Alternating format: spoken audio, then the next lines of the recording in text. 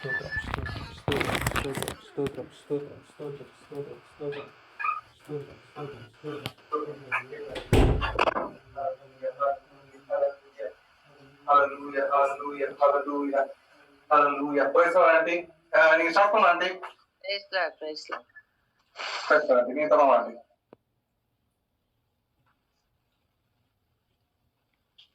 கர்த்தாவே நன்றியோடு துதிக்கிறோம் அப்பா, ஸ்தோத்திரிக்கிறோம் ராஜா. ஆண்டவரே, இந்த முன்னேற வேலைக்காய் மக்கள் நன்றி செலுத்துகிறோம்.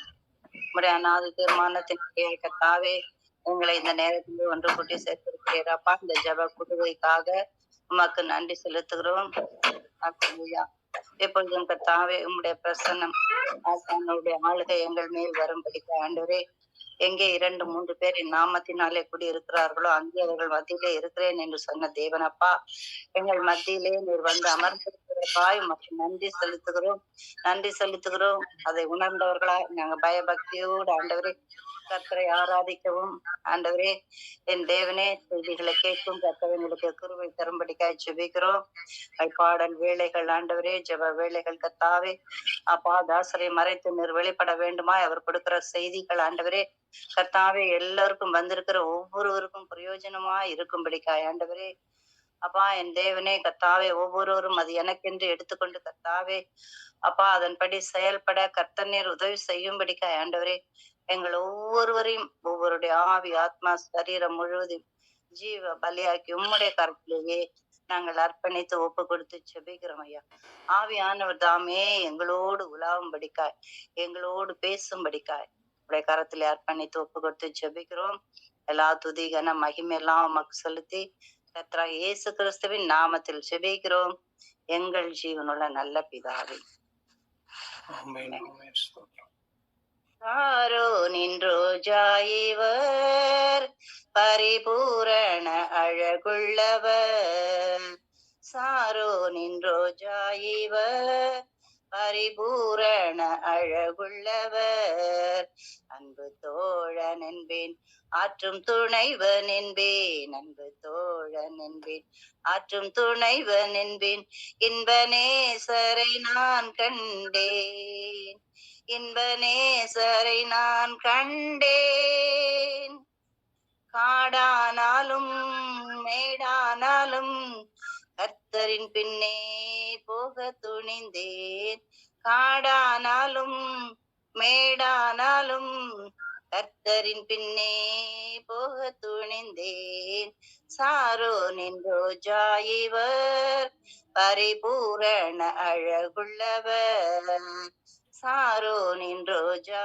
இவர் பரிபூரண அழகுள்ளவர், சீயோன் வாசியே தளராதே அழைத்தவர் என்றும் உண்மை உள்ளவர், சீயோன் வாசியே தளராதே அழைத்தவர் என்றும் உண்மை உள்ளவர், அன்பின் தேவன் மறக்க மாட்டார் ஆறுதல் கரங்களால் அணைக்கின்றார், அன்பின் தேவன் மறக்க மாட்டார் ஆறுதல் கரங்களால் அணைக்கின்றார், காடானாலும் மேடானாலும் கர்த்தரின் பின்னே போக துணிந்தேன், காடானாலும் மேடானாலும் கர்த்தரின் பின்னே போக துணிந்தேன், சாரோ நின்றோஜா இவர் பரிபூரண அழகுள்ளவர், சாரோ நின்றோஜா இவர் பரிபூரண அழகுள்ளவர், மலைகள் பெயர்ந்து போகலாம் குன்றுகள் அசைந்து போகலாம், மலைகள் பெயர்ந்து போகலாம் குன்றுகள் அசைந்து போகலாம், மாறாதேவனின் புது கிருபை காலைதோறும் நமக்கு உண்டு, மாறாதேவனின் புது கிருபை காலைதோறும் நமக்கு உண்டு, காடானாலும் மேடானாலும் கர்த்தரின் பின்னே போக துணிந்தேன், காடானாலும் மேடானாலும் கர்த்தரின் பின்னே போக துணிந்தேன். சாரோனின் ரோஜா இவர், பரிபூரண அழகுள்ளவர். சாரோனின் ரோஜா இவர், பரிபூரண அழகுள்ளவர். அன்பு தோழன் என்பேன், ஆற்றும் துணைவன் என்பேன். அன்பு தோழன் என்பேன், ஆற்றும் துணைவன் என்பேன். இன்பநேசரை நான் கண்டேன், இன்பநேசரை நான் கண்டேன், இன்பநேசரை நான் கண்டேன். அல்லேலூயா. Hallelujah. Praise the Lord. Queen Divya. Thank you, Jesus. Thank you, Jesus.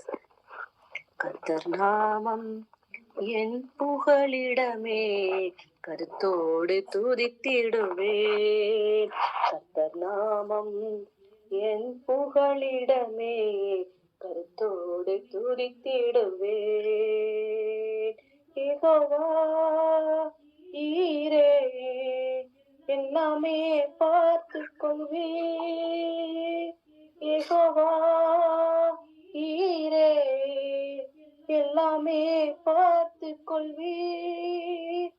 கலங்களப்பா, நாங்க கலங்களப்பா, கலங்களப்பா, நாங்க கலங்களப்பா.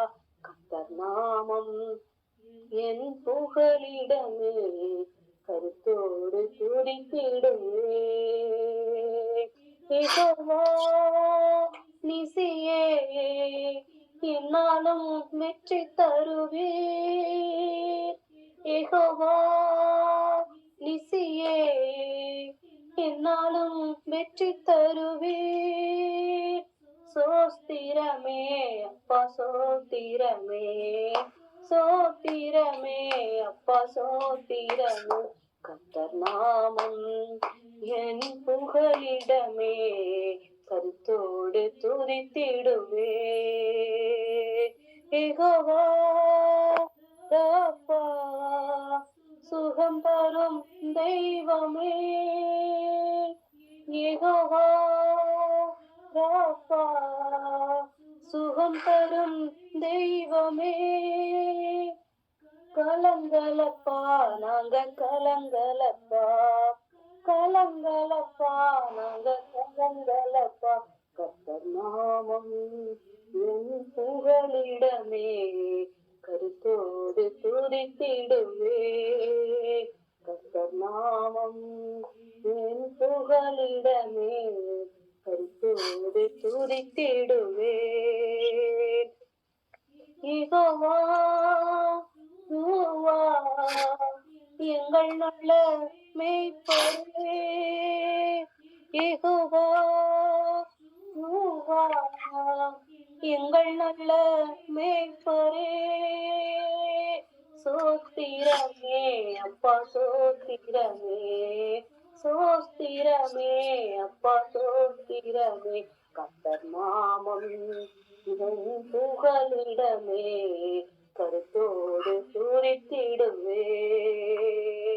கர்த்தர் நாமம் என் புகலிடமே, கருத்தோடு துதித்திடுவேன். யெகோவா அம்மா, கூடவே இருக்கிறேன். யெகோவா அம்மா, கூடவே இருக்கிறேன். கலங்களப்பா, நாங்க கலங்களப்பா, கலங்களப்பா, நாங்க கலங்களப்பா. கர்த்தர் நாமம் என் புகலிடமே, கருத்தோடு துதித்திடுவேன். நாமம் என் புகலிடமே, கருத்தோடு துதித்திடுவேன். யெகோவா சமாதானம் தருகிறேன். யெகோவா சமாதானம் தருகிறேன். சோஸ்திரமே அப்பா, சோஸ்திரமே, சோஸ்திரமே அப்பா சோஸ்திரமே கர்த்தர் நாமம் என் புகலிடமே கருத்தோடு துதித்திடுவே கர்த்தர் நாமம் என் புகலிடமே கருத்தோடு துதித்திடுவே. Thank you, good sir. Praise God, Mr. Reston Matthew. Okay, he is not coming. கர்த்தராகிய இயேசு கிறிஸ்துவின் நாமத்தினாலே வந்திருக்கிற ஒவ்வொருக்கும் ஒரு வாழ்த்துரை சொல்லிக் கொள்கிறோம். கடந்த வாரம் நம்முடைய ஜெப கொள்கை இல்லை. கடந்த வாரமே எடுத்த ஒரு செய்தியை நம்ம இந்த வாரத்துல நம்ம பார்க்க போகிறோம். ஆவியானவர் நம்மளோட இடைபடுவாராக. ஹெவன்லி பாத் மினிஸ்ட்ரி அப்படிங்கிற ஒரு சுவிசேஷ விஷயத்துல நம்ம ஒன்று கூடி இருக்கிறோம். இங்கே நாம் கர்த்தருடைய சத்தத்தை கேட்கும்படியாகவும் அவருடைய சித்தத்தோடு கூட நம்ம வாழ்க்கையை நடத்தும்படியாகவும் வந்திருக்கிறோம். மனுஷனுடைய சித்தமோ மனுஷனுடைய சத்தமோ மனுஷனுடைய கிரியைகளை பேசுறதுக்கோ நம்ம இங்க கூடல. கர்த்தர் விரும்புகிற காரியத்தை, கர்த்தர் தேற்றரவாளா இருக்கிறார் என்கிற காரியத்தை முன்னிட்டு நம்ம இந்த வாரத்துல பார்க்க போகிறோம். இன்றைய விஷயத்துல கொடுக்கப்பட்ட தலைப்பு என்னன்னா, அழாதே அப்படிங்கிற ஒரு விஷயத்தை குறித்து கர்த்தர் எப்படி தேற்றினார். இன்றைய உலக காரியத்துல என்ன கேட்டீங்கன்னா, ஒவ்வொரு மனுஷர்களுக்கும் ஒவ்வொரு மனுஷிக்கும் வேறு வேறு விதங்களாய் வேறு வேறு விஷயங்களை பிசாசு கண்ணிகளை வைத்து மரணத்திற்கு நேராக போகும்படியாக உன் வாழ்க்கையை அழித்துக்கொள், உன் வாழ்க்கையை முடித்துக்கொள், இந்த வாழ்க்கையில நீ இதுக்கப்புறம் நீ வாழ்ந்து வேஸ்ட்னு சொல்லிட்டு அநேகர் தங்களுடைய வாழ்க்கையை குறிப்பிட்ட காலத்துக்கு முன்பதாகவே அவர்கள் முடித்துக் கொள்ளும்படியாக பிசாசு உந்துதலை செய்து கொண்டிருக்கிறான். ஏன் அவன் அந்த உந்துதலை செய்ய வேண்டும்னா, எல்லாரும் ரட்சிக்கப்பட்டு அனைவரும் கர்த்தருடைய பிள்ளையார் பரலோகத்திற்கு வர வேண்டும் என்பதற்காகவே அவருடைய வருகை தாமதித்துக் கொண்டிருக்கிறது என்பதை நன்கு அறிந்த பிசாசின் ஆவிகள் என்ன பண்ணுதுன்னு கேட்டீங்கன்னா, இந்த ஆத்மா இதற்கப்புறம் ஜீவித்து இருந்ததுன்னா இது கர்த்தரை ஏற்றுக்கொள்ளும், இது என்ன பண்ணா பாழாக்குற விஷயத்திலிருந்து விடுதலையாக்கி கர்த்தருடைய அன்பை ருசித்துக் கொள்ளும் என்கிற அதனுடைய நோக்கம் நன்கு அறிந்ததனால் அந்த பிசாசு என்ன பண்ணுனா, உன் ஜீவனை முடித்துக்கொள், நீ அழிந்து கொள், உனக்கு ஒத்தாசை இல்ல, நீ அழுது உனக்கு இந்த உலகத்துல ஒத்தாசையே காரியம் இல்லைன்னு சொல்லிட்டு அநேகருடைய ஜீவிதங்களை அநேக வாலிபர்கள் தற்கொலை செய்து கொள்ளுதலையும் அநேகர் தங்களுடைய ஜீவனை முடித்துக் கொள்கிறதையும் நாம பார்த்து கொண்டிருக்கிறோம். ஹல்லேலூயா. இந்த வேளையில ஹல்லேலூயா ஸ்தோத்திரம். நம்ம எதை குறித்து பார்க்க போறோம்? இயேசு கிறிஸ்து அழாதே அப்படிங்கிற விஷயத்துல மரித்த 3 பேரை உயிரோடு எழுப்பி இருக்கிறார். ஹல்லேலூயா. அந்த மரித்த 3 பேர்ல 2 பேரை நம்ம பார்த்துட்டோம். இன்னைக்கு இந்த ஃபுல் மெசேஜ்ல அந்த 3 விஷயத்துல நடந்த அழாதே அப்படிங்கிற ஒரு காரியத்தை குறித்து, கர்த்தர் மரித்த வீட்டிற்கு வந்தால் அங்கு மரித்தோர்கள் உயிரடைந்தார்கள். ஹல்லேலூயா. கர்த்தர் ஒரு பிணியாளின் வீட்டிற்கு போனால் பிணியாளிலிருந்து ரட்சிப்பு ஏற்பட்டது. இந்த ரட்சகர் எங்கே போகிறாரோ அங்கே விடுதலை உண்டாயிற்று. நம்ம கிட்ட பிதாவுடைய சுபாவம் கொஞ்சம் அதிகமாவே உண்டு. ஸ்தோத்திரம். என்ன தெரியுமா? அது கோபப்படுறது. பிதா என்ன பண்ணுவாரா, மோசையோட பிரயாணம் பண்ணி போகும்போது நீ என்ன விட்டு அவனை அழிச்சிருந்தாங்கிறார். அதே சுபாவம் அப்படியே நமக்குள் இன்றும் இருக்கிறது. நம்ம அதனாலதான் என்ன பண்றோம்னா அதிக கோபாக்கனையா நடந்து கொள்கிறோம். அதற்காகத்தான் இந்த சுபாவத்தோட இவன் இருக்கிறான், இதுல இருந்து விடுதலை ஆகணும், அப்படியே சொந்த குமாரன் நமக்கு அளித்தான். ஹல்லேலூயா. கர்த்தர் அந்த 3வது மரணத்திலிருந்து விடுதலையாக்கின விஷயத்தையும் முன்பதாக மரித்து உயிரோடு எழுப்பின 2 பேர்களையும் குறித்து நம்ம பார்க்க போகிறோம். ஹல்லேலூயா. லூக்கா 7ஆம் அதிகாரம் 13ஆம் வசனம். Luke chapter 7 verse 13. கர்த்தர் அவளை பார்த்து அவள் மேல் மனதுருகி அழாதே என்று சொல்லி, and when the Lord saw her, he had compassion on her and said unto her, weep not. அழாதே, don't cry, stop crying. இந்த கர்த்தர் உங்களோடும் என்னோடு பேசுகிற ஒரு விஷயம் என்ன கேட்டீங்கன்னா, அழாதே, திகையாதே, கலங்காதே, விசுவாசம் உள்ளதாயிரு, பயப்படாதே, உனக்கு தேற்றரவானாய் உலக மனுஷனுக்கு உலக மனுஷிக்கு புற ஜாதிகளுக்கு இயேசு கிறிஸ்துவை ரட்சகராக ஏற்றுக்கொள்ளப்பட்டவர்களுக்கு இல்லாத ஒரு பெரிய சுவாக்கியம் என்ன கேட்டீங்கன்னா சமாதானம்.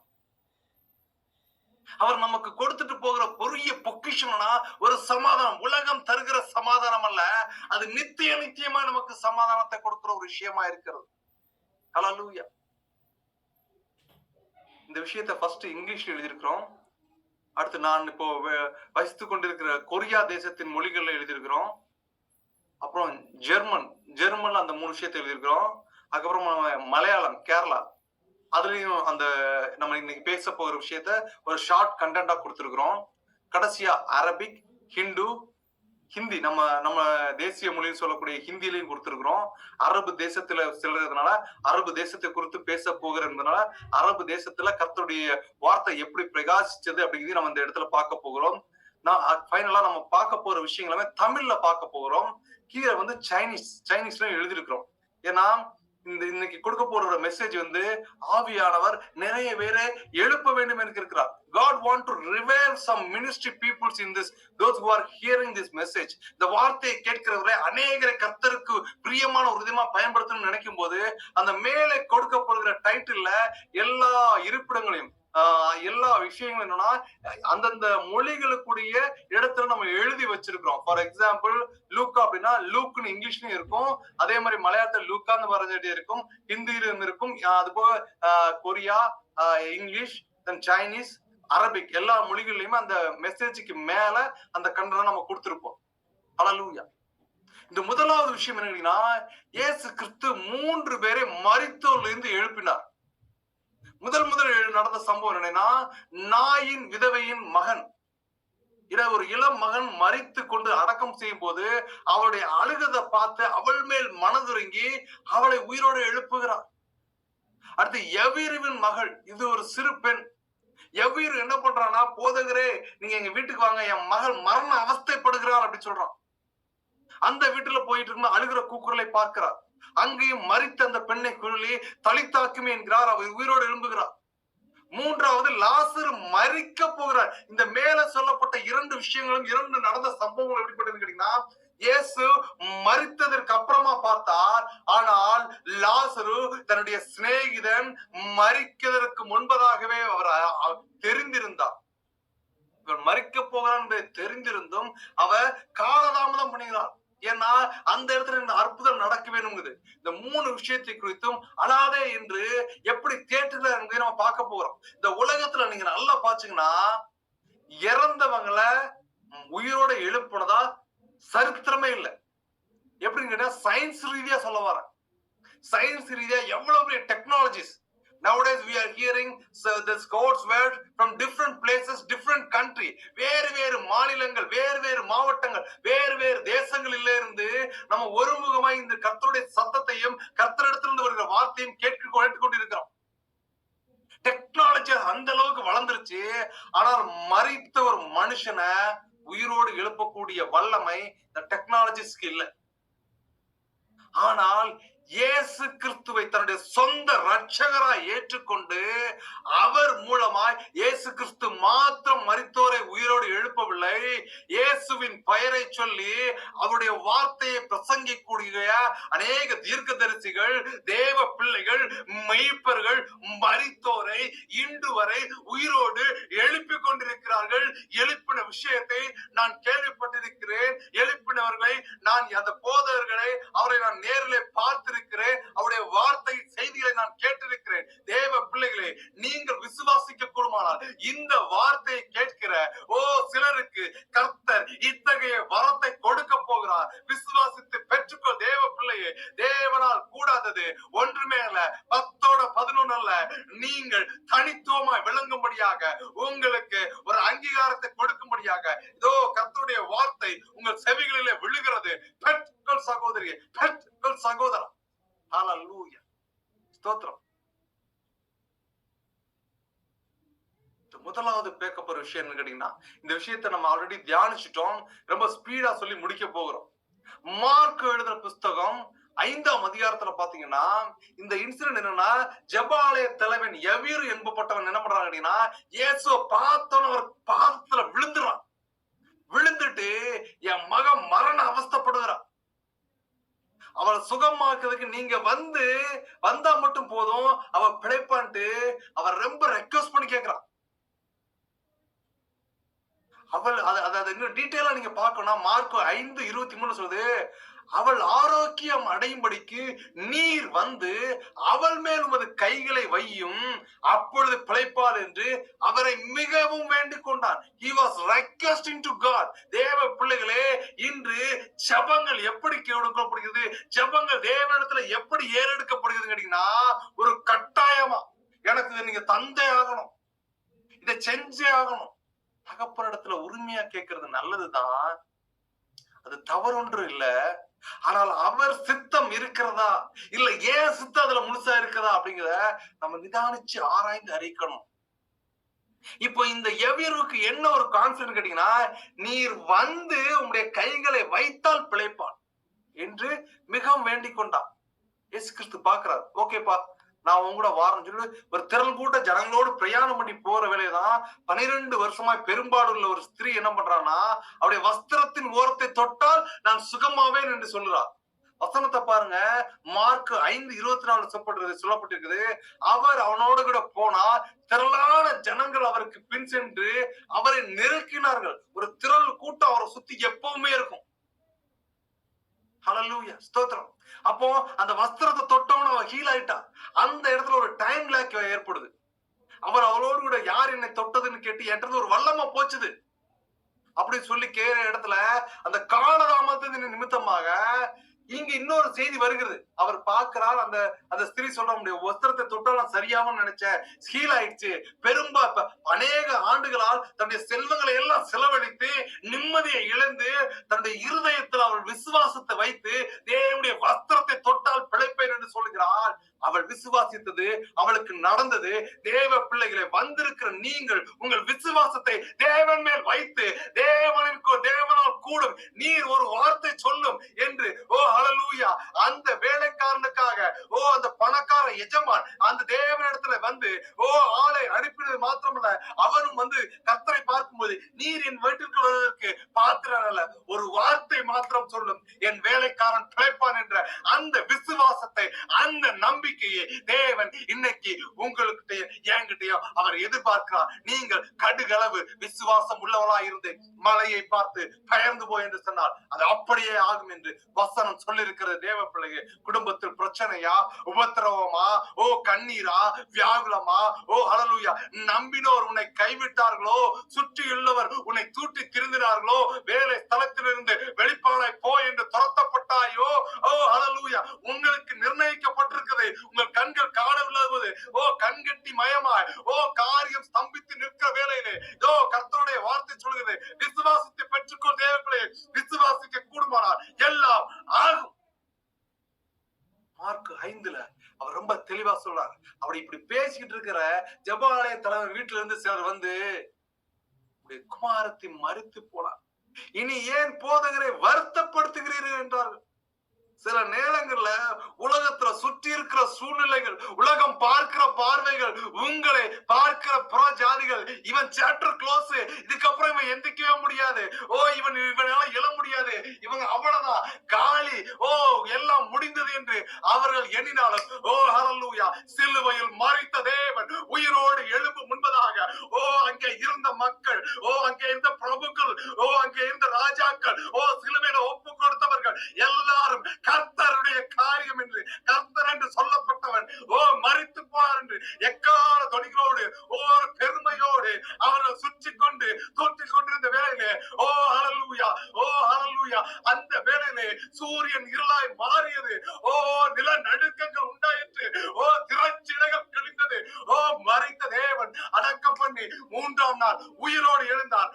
கர்த்தரை மரித்தவனாய் அடக்கம் செய்ய அவர்கள் எத்தனை படுகையிலே மரணத்திலிருந்து ஜெயமாய் எழுந்த ஒருவர் உண்டார். அவர் நேற்றும் இன்றும் என்றும் மாறாதவராய் இருக்கிற இயேசு கிறிஸ்துவே அன்றி வேறே ஒருவரும் இல்லை. ஹல்லேலூயா. சோர்ந்து போகாதே, முடிந்தது என்ற இடத்துல இருந்து கர்த்தர் சொல்கிறார், அது தொட முடிவில்லை, அது புள்ளி இல்ல, அது ஸ்டாப் பாயிண்ட் இல்ல, அதுல ஒரு சின்ன கோடை போட்டு நான் அதை உங்களுக்கு தொடக்கமாய் செய்ய போகிறேன், விசுவாசித்து பெற்றுக்கொள். செய்தி கேட்டது ஒரு விதம், மறிச்சு போயிட்டா சாப்டர் க்ளோஸ், அதனால போதகரை டிஸ்டர்ப் பண்ணான்னு சொல்லுது இயேசு கிறிஸ்து. அந்த 36ஆம் அதிகாரத்தை பத்தினா கலங்காத, திகையாத, விசுவாசம் உள்ளவனாயிரு. நீ விசுவாசிச்ச ஆகும். ஒரு எவ்வளவு பெரிய ஒரு இன்சிடென்ட் பாருங்க. அவர் இயேசு கிறிஸ்துனா ஒண்ணு சோர்ந்து போகாத, வா உன் கூட நான் வருகிறேன். தேற்றரவாளன் எப்போதும் நம்மளோடு கூட பிரயாணம் செய்து கொண்டிருக்கிறார். தேற்றரவாளன் நம்மளோடு கூட இருக்கிறார். ஓ ஹல்லேலூயா. கால் தடுமாறுகிற வேளையில, சிந்தனையின் காரியத்துல குழப்பங்கள் சூழ்கிற வேளையில, கண்கள்ல என்னுடைய காரியத்தை நடத்துவதற்கு எனக்கு இவ்வளவு இருக்குன்னு ஒரு கிரியையில நம்ம போகிற வேளையில, பிசாசு நம்ம தள்ள எத்தனைக்கிற வேளையில, கர்த்தருடைய கரம் உங்கள் முன்னிலும் பின்னிலும் இருந்து ஹல்லேலூயா செங்கடலா இரண்டாய் பிளந்தது போல, யோர்தானை பிரித்தது போல, உங்களுடைய கவலைகளையும் உங்களுடைய கஷ்டங்களையும் உங்களுடைய பாரங்களையும் அவர் மேல் வைத்து விடுங்கள். அவர் சகலத்தையும் நீக்க வல்லவராயிருக்கிறார். அவர் ஜெபாலயத்துல வீட்டுக்கு வந்த உடனே இறந்த வீட்டுல என்ன நடக்கும்? ஒரு மனுஷன் பிறக்கிறார் என்றால், ஒரு மனுஷி பிறக்கிறார் என்றால், அவர்களுடைய மரண காலம் நிச்சயம். இதற்கு விதிவிலக்கு யாருமே கிடையாது.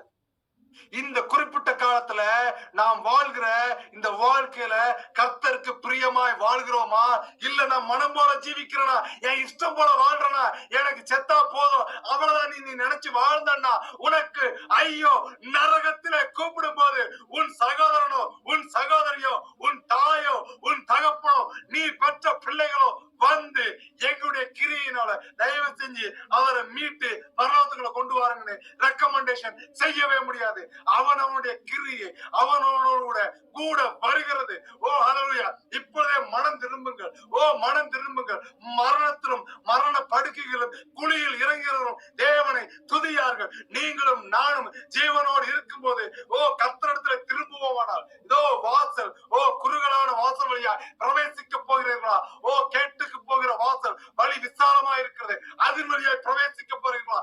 ஹல்லேலூயா. நான் என் பாஸ்டரை சாட்டிஸ்ஃபை பண்ணணும். இந்த இடத்துல இருந்து போயிட்டா என் பாஸ்டர் இப்படி பேசுவா, இல்ல அவர் அப்படி பேசுவார்னு நீங்க உலக மனுஷனை திருப்திப்படுத்த போறீங்களா? இல்ல, என் தேவனை, நம்முடைய தேவனை திருப்திப்படுத்துகிற ஒரு ஜீவனம் பண்ணுவதற்கு நீங்கள் ஆயத்தமா இருக்கிறீர்களா? தேவ பிள்ளைகளை வசனத்தை சொல்லிட்டு இருக்க நாளைக்கு ஜட்ஜ்மெண்ட் வந்தா கையை கட்டிக்கிட்டு தலையை குனிஞ்சிட்டு தான் நின்னாகணும். நாங்க கட்ஸா நினைக்க முடியாது. எல்லா மனுஷனும் பாவியே அவருடைய கிருபையினாலும் அவருடைய இரக்கத்தினாலும் அவருடைய தயவுனாலுமே கர்த்தரை பயன்படுத்துகிறார். இது என்னுடைய சித்தம் அல்ல, அவருடைய சித்தம். அவர் சொல்லுகிறதை செய்கிறதற்கு நான் சிருஷ்டிக்கப்பட்டேன், நீங்களும் சிருஷ்டிக்கப்பட்டீர்கள். ஹல்லேலூயா. அவர் அந்த வீட்டுக்கு வந்தோன சந்தடியையும் மிகவும் அழுது புலம்புகளையும் கண்டு, when God entered your heart, கர்த்தர் சொல்கிறார், கர்த்தருக்கு நீங்கள் உங்கள் இருதயத்தை திறந்து கொடுக்கும் போது, அவர் உங்கள் இருதயத்திற்குள்ள வரும்போது கர்த்தர் சொல்கிறார், உங்கள் அழுகையை நான் நிறுத்துவேன், உன் பாரத்தை நான் மாற்றுவேன், உனக்கு நான் விடுதலையை கொடுப்பேன், என்னாலே அன்றி விடுதலை கொடுக்க ஒருவராலும் முடியாது என்று வேதம் சொல்லுகிற தேவ பிள்ளை பார்க்கிறார். அழுகிறதையும் புலம்புகிறதையும் பார்த்தவன, நீங்க அழுகிறது எதற்கு? ஏன் அழுகிறது என்ன? நீங்க சந்தடி பண்ணி அழுகிறது என்ன? பிள்ளை மறிக்கவில்லை, நித்திரையா இருக்கிறாள் என்றார். அதற்கு அவரை பார்த்து நகைத்தார்கள். இன்னைக்கு சில வேளையில உங்க காரியம் மாறும், இவ்வளவு பிரச்சனை விடுதலை கர்த்தர் கொடுப்பார்னு ஒரு வார்த்தை வருகிற வேளையில, கர்த்தர் உங்களை தேற்றுகிற வேளையில, இல்ல முடியாதுன்னு உலகத்தான் சிரிக்கத்தான் செய்வான், உலகத்தான் கேலி பண்ணத்தான் செய்வான். உலக மனுஷர்கள் அந்நிய ஆவில இருக்கிறாங்க, அதற்கு அவர்கள் இடைப்பட்டு அதை சிக்கி திக்கி நிற்கிறாங்க. நீ இங்க விசுவாசிங்கள் தேவ பிள்ளையே, அவர்கள் சிரிக்கட்டும், உங்கள் விசுவாசம் உங்களை ரட்சிக்கும்.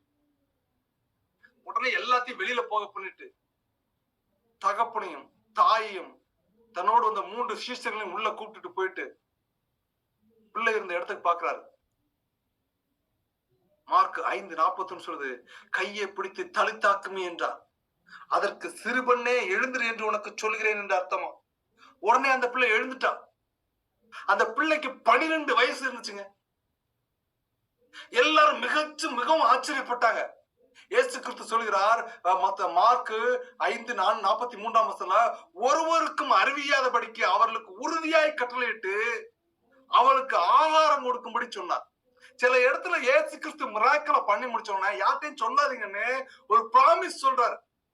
சில காரியத்துல கர்த்தர் நம்முடைய இருதயத்துல கூட சொல்லுவாரு, எனக்கு உங்களுக்கு இந்த தீர்க்க தரிசனத்தை கர்த்தருடைய மனுஷன்றது வந்திருக்கு, அதை நீங்க ஹைட் பண்ணுங்க, கர்த்தர் சந்நிதியில வைங்க, கர்த்தரோடு கூட உறவாடி அவரோடு கூட ஜெபத்துல சொல்லுங்கன்னு சொல்லதை விட்டுட்டு டெஸ்டிஃபை பண்ணுவாங்க இன்னைக்கு நிறைய பேர். அது கர்த்தருடைய மனுஷன் இல்லைங்க. நீங்க கர்த்தரை பரீட்சை பார்க்கிறீர்கள். கர்த்தரத்தின் ஒரு வார்த்தையை முழுவதும் நீங்கள் விசுவாசித்து அதை என் தேவன் எனக்கு செய்வார், இல்ல ஒரு தீர்க்க தரிசனம் புறப்பட்டு வருகிறது என்றால் அது என்னன்னா எச்சரிப்பின் தீர்க்க தரிசனமா இருக்கும். அந்த பாவத்துக்குள்ள போகாதபடி என்னை விடுதலை ஆக்குங்கன்னு அவர் சந்நிதியில உட்கார்ந்து அழும்படியாய் கர்த்தர் அந்த தரிசனத்தை கொடுக்கிறார். நீங்கள் அதை அழும்போது நினிவே அழிக்கப்படாமல் பாதுகாக்கப்பட்டது போல இந்த தரிசனத்தின் வார்த்தையை கேட்டு உங்கள் அக்கிரமத்தை நம்முடைய தேவ கோபாக்குன்னு ஏற்படுத்தக்கூடிய விஷயத்திலிருந்து வெளிக்கொண்டு வரும் கர்த்தர் அந்த தரிசனத்தை கொடுக்கிறார். அதை விட்டு வெளியில வந்து கர்த்தரோடு கூட அவருடைய பிள்ளையாய் ஜீவிக்கும்படியாக அவர் விரும்புகிறார். தேவ பிள்ளைகள், இதே விஷயத்தை மத்தேயு 9ஆம் அதிகாரத்துல பார்த்து பாத்தீங்கன்னா அந்த இன்சிடென்ட் ரொம்ப கன்சைஸா சுருக்கமான ஒரு விஷயமா சொல்லியிருக்காங்க. இந்த சிறுவனை மறிக்கவில்லை, நித்திரையா இருக்கிறாங்க. எல்லாத்தையும் துரத்தி விட்ட பின்பு இயேசு கிறிஸ்து என்ன பண்ணா அவளை உயிரோடு எழுப்பின ஒரு விஷயத்தை மத்தேயு 9ஆம் அதிகாரத்துல 23, 24, 25, 26 இப்ப நீங்க மேல பாத்தீங்கன்னா மார்க் 5:43 யார்ட்டையும் சொல்லாதீங்கன்னு சொல்றாரு. ஆனால் மத்தேயு 9ஆம் அதிகாரம் 26ஆம்ல இந்த செய்தி தேசம் அங்கு பிரசித்தம் ஆயிற்று. அவர் சொல்லக்கூடாதுன்னாரு, ஆனா நியூஸ் ஸ்ப்ரெட் ஆயிடுச்சு. ஹல்லேலூயா, ஸ்தோத்திரம். இரண்டாவது மரித்த ஒரு உயிரோடு எழுப்புகிறார் என்றால் முதல்ல மரித்தது ஹல்லேலூயா ஸ்தோத்திரம் ஒரு சிறு பெண், அந்த பெண்ணை உயிரோடு எழுப்பிட்டார். இரண்டாவது மரித்த ஒரு மனுஷன் லாசரு தன்னுடைய சிநேகிதன் எண்ணப்பட்டவன், அவனை உயிரோடு எழுப்பின ஒரு விஷயத்தை நம்ம முன்னதாக பார்த்திருந்தோம். John chapter 11 verse 32 to 36. இப்ப இந்த இடத்துல என்னன்னா இயேசு அங்க இருக்கும் போதே அவர் மரிக்கிறதுக்கு நீங்க அந்த அதிகாரத்தை யோவான் 11 நீங்க வாசிச்சு பாத்தீங்க, உங்க தனி தியானத்துல தியானிச்சு பாத்தீங்கன்னா முன்பதாக இதை குறிச்சு நம்ம மெசேஜ் கொடுத்துருக்கோம். அதனால ரொம்ப ஸ்பீடா போயிட்டு இருக்கோம். அந்த 11ஆம் அதிகாரத்துல என்ன, இயேசு அவர் மரிக்க போறதை தெரிந்து அங்க காலதாமதம் பண்ணினார். காலதாமதம் பண்ணிட்டு திரும்ப இங்க வருகிற வேளையில இயேசு வந்துட்டாங்கன்னா மரியா அவரை பார்த்த உடனே அவர் பாதத்துல விழுந்து, ஆண்டவரே நீர் இங்கே இருந்தீரானால் என் சகோதரன் மரிக்க மாட்டான் என்றார். ஹல்லேலூயா ஸ்தோத்திரம்.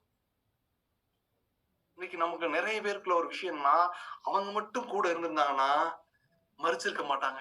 இவங்க மட்டும் எங்க கூட இந்த சப்போர்ட் இருந்தாங்கன்னா இது என் கணவரை இல்ல என் மனைவிய என் குழந்தைகளை என்னுடைய இந்த விஷயத்துல ஒரு மரணம் என் குடும்பத்துல ஏற்பட்டு இருக்காதுன்னு அநேகருடைய இருதயத்துல மனுஷனை சார்ந்து ஓடுகிறது. ஆனால் இங்க மரியாள் யாரை நம்பி இருந்தானா, இயேசு கிறிஸ்துவை நம்பி இருக்கிறார். நீர் மாத்திரம் இருந்துன்னா என் சகோதரன் செத்துக்க மாட்டானாப்பாங்கிறான். அது மாத்திரம் கிடையாது, அவள் அழுகிறதையும் அவளோட கூட வந்த யூதர்கள் அழுகிறதையும் இயேசு கண்ட போது ஆவியிலே கலங்கி துயரம் அடைந்து, ஹல்லேலூயா, ஒரு திரள் கூட்டம் லாசர் மரிச்ச உடனே யூதர் ஒரு மரித்த வீட்டை என்ன பண்ணுவாங்கன்னா, அந்த மரித்த காரியங்கள் அடக்க முடிஞ்சதுக்கு அப்புறம் சில நாட்கள் அவருடைய உறவினர்கள் அவர்களோடு கூட உட்கார்ந்து அவர்களை தேற்றுவார்கள். நான் சிறு பிள்ளையா இருந்த போது பார்த்திருக்கிறேன், மரித்து அடக்கம் பண்ணி விட்டு வந்து விடுவோம், அடுத்த நாள் காலையில அந்த சிநேகத்தின் நிமித்தமாக அன்பின் நிமித்தமாக வீட்டுல இருக்கிறவங்க ஓடி போவாங்க அந்த கல்லறைக்கு. உடனே பின்னாடி உள்ளவங்க எல்லாம் போய் அவங்களை பிடிச்சு சரி பரவாயில்ல வாமான்னு சொல்லிட்டு வீட்டுக்கு கூட்டு வருவாங்க. அதே சம்பவம் மரியாள் என்ன பண்றா, லாசரு இறந்த இடத்துல அடக்கத்துல அந்த அடக்க கல்லறையில போய் அளப்புறான்னு சொல்லிட்டு அவளோடு ஒரு திரள் கூட்டம் ஓடி வருகிறது. அங்க இயேசுவை கண்டு கொண்டார்கள். ஆனால் அவளோ மரித்த லாசரை நோக்கி ஓடல, இயேசு கிட்ட வந்து அழுகிறா. அவன் அழுகிறத ஏன்னா ஒரு வாலிபன் ஒரு வயது சென்றவராய் முதியவராய் மரித்தார் என்றால் நமக்கு தெரியும். எங்க ஊர்ல ஒரு பாலிசி உண்டு, என்ன கேட்டீங்கன்னா, ரொம்ப வயசானா அதனால அனுபவிச்சு போயிட்டாரியா பிரச்சனை இல்லையா அப்படிம்பாங்க. ஸ்தோத்திரம். ஆனா இவன் ஒரு வாலிபன். வசனம் சொல்லுது உன் வாலிப பிராயத்தில சிருஷ்டிக்கிற நிறை என்று. ஆனால் இவன் இயேசுவோடு கூட இருந்தவன், இயேசுடைய சிநேகிதன், நோய்வாய்ப்பட்டு மரித்து விட்டான். அவங்க அழுகிறத பார்த்துட்டு இயேசு கேட்கிறார், எங்கயா அவனை வச்சீங்க அப்படின்னு. நீர் வந்து பாரும் என்றார்.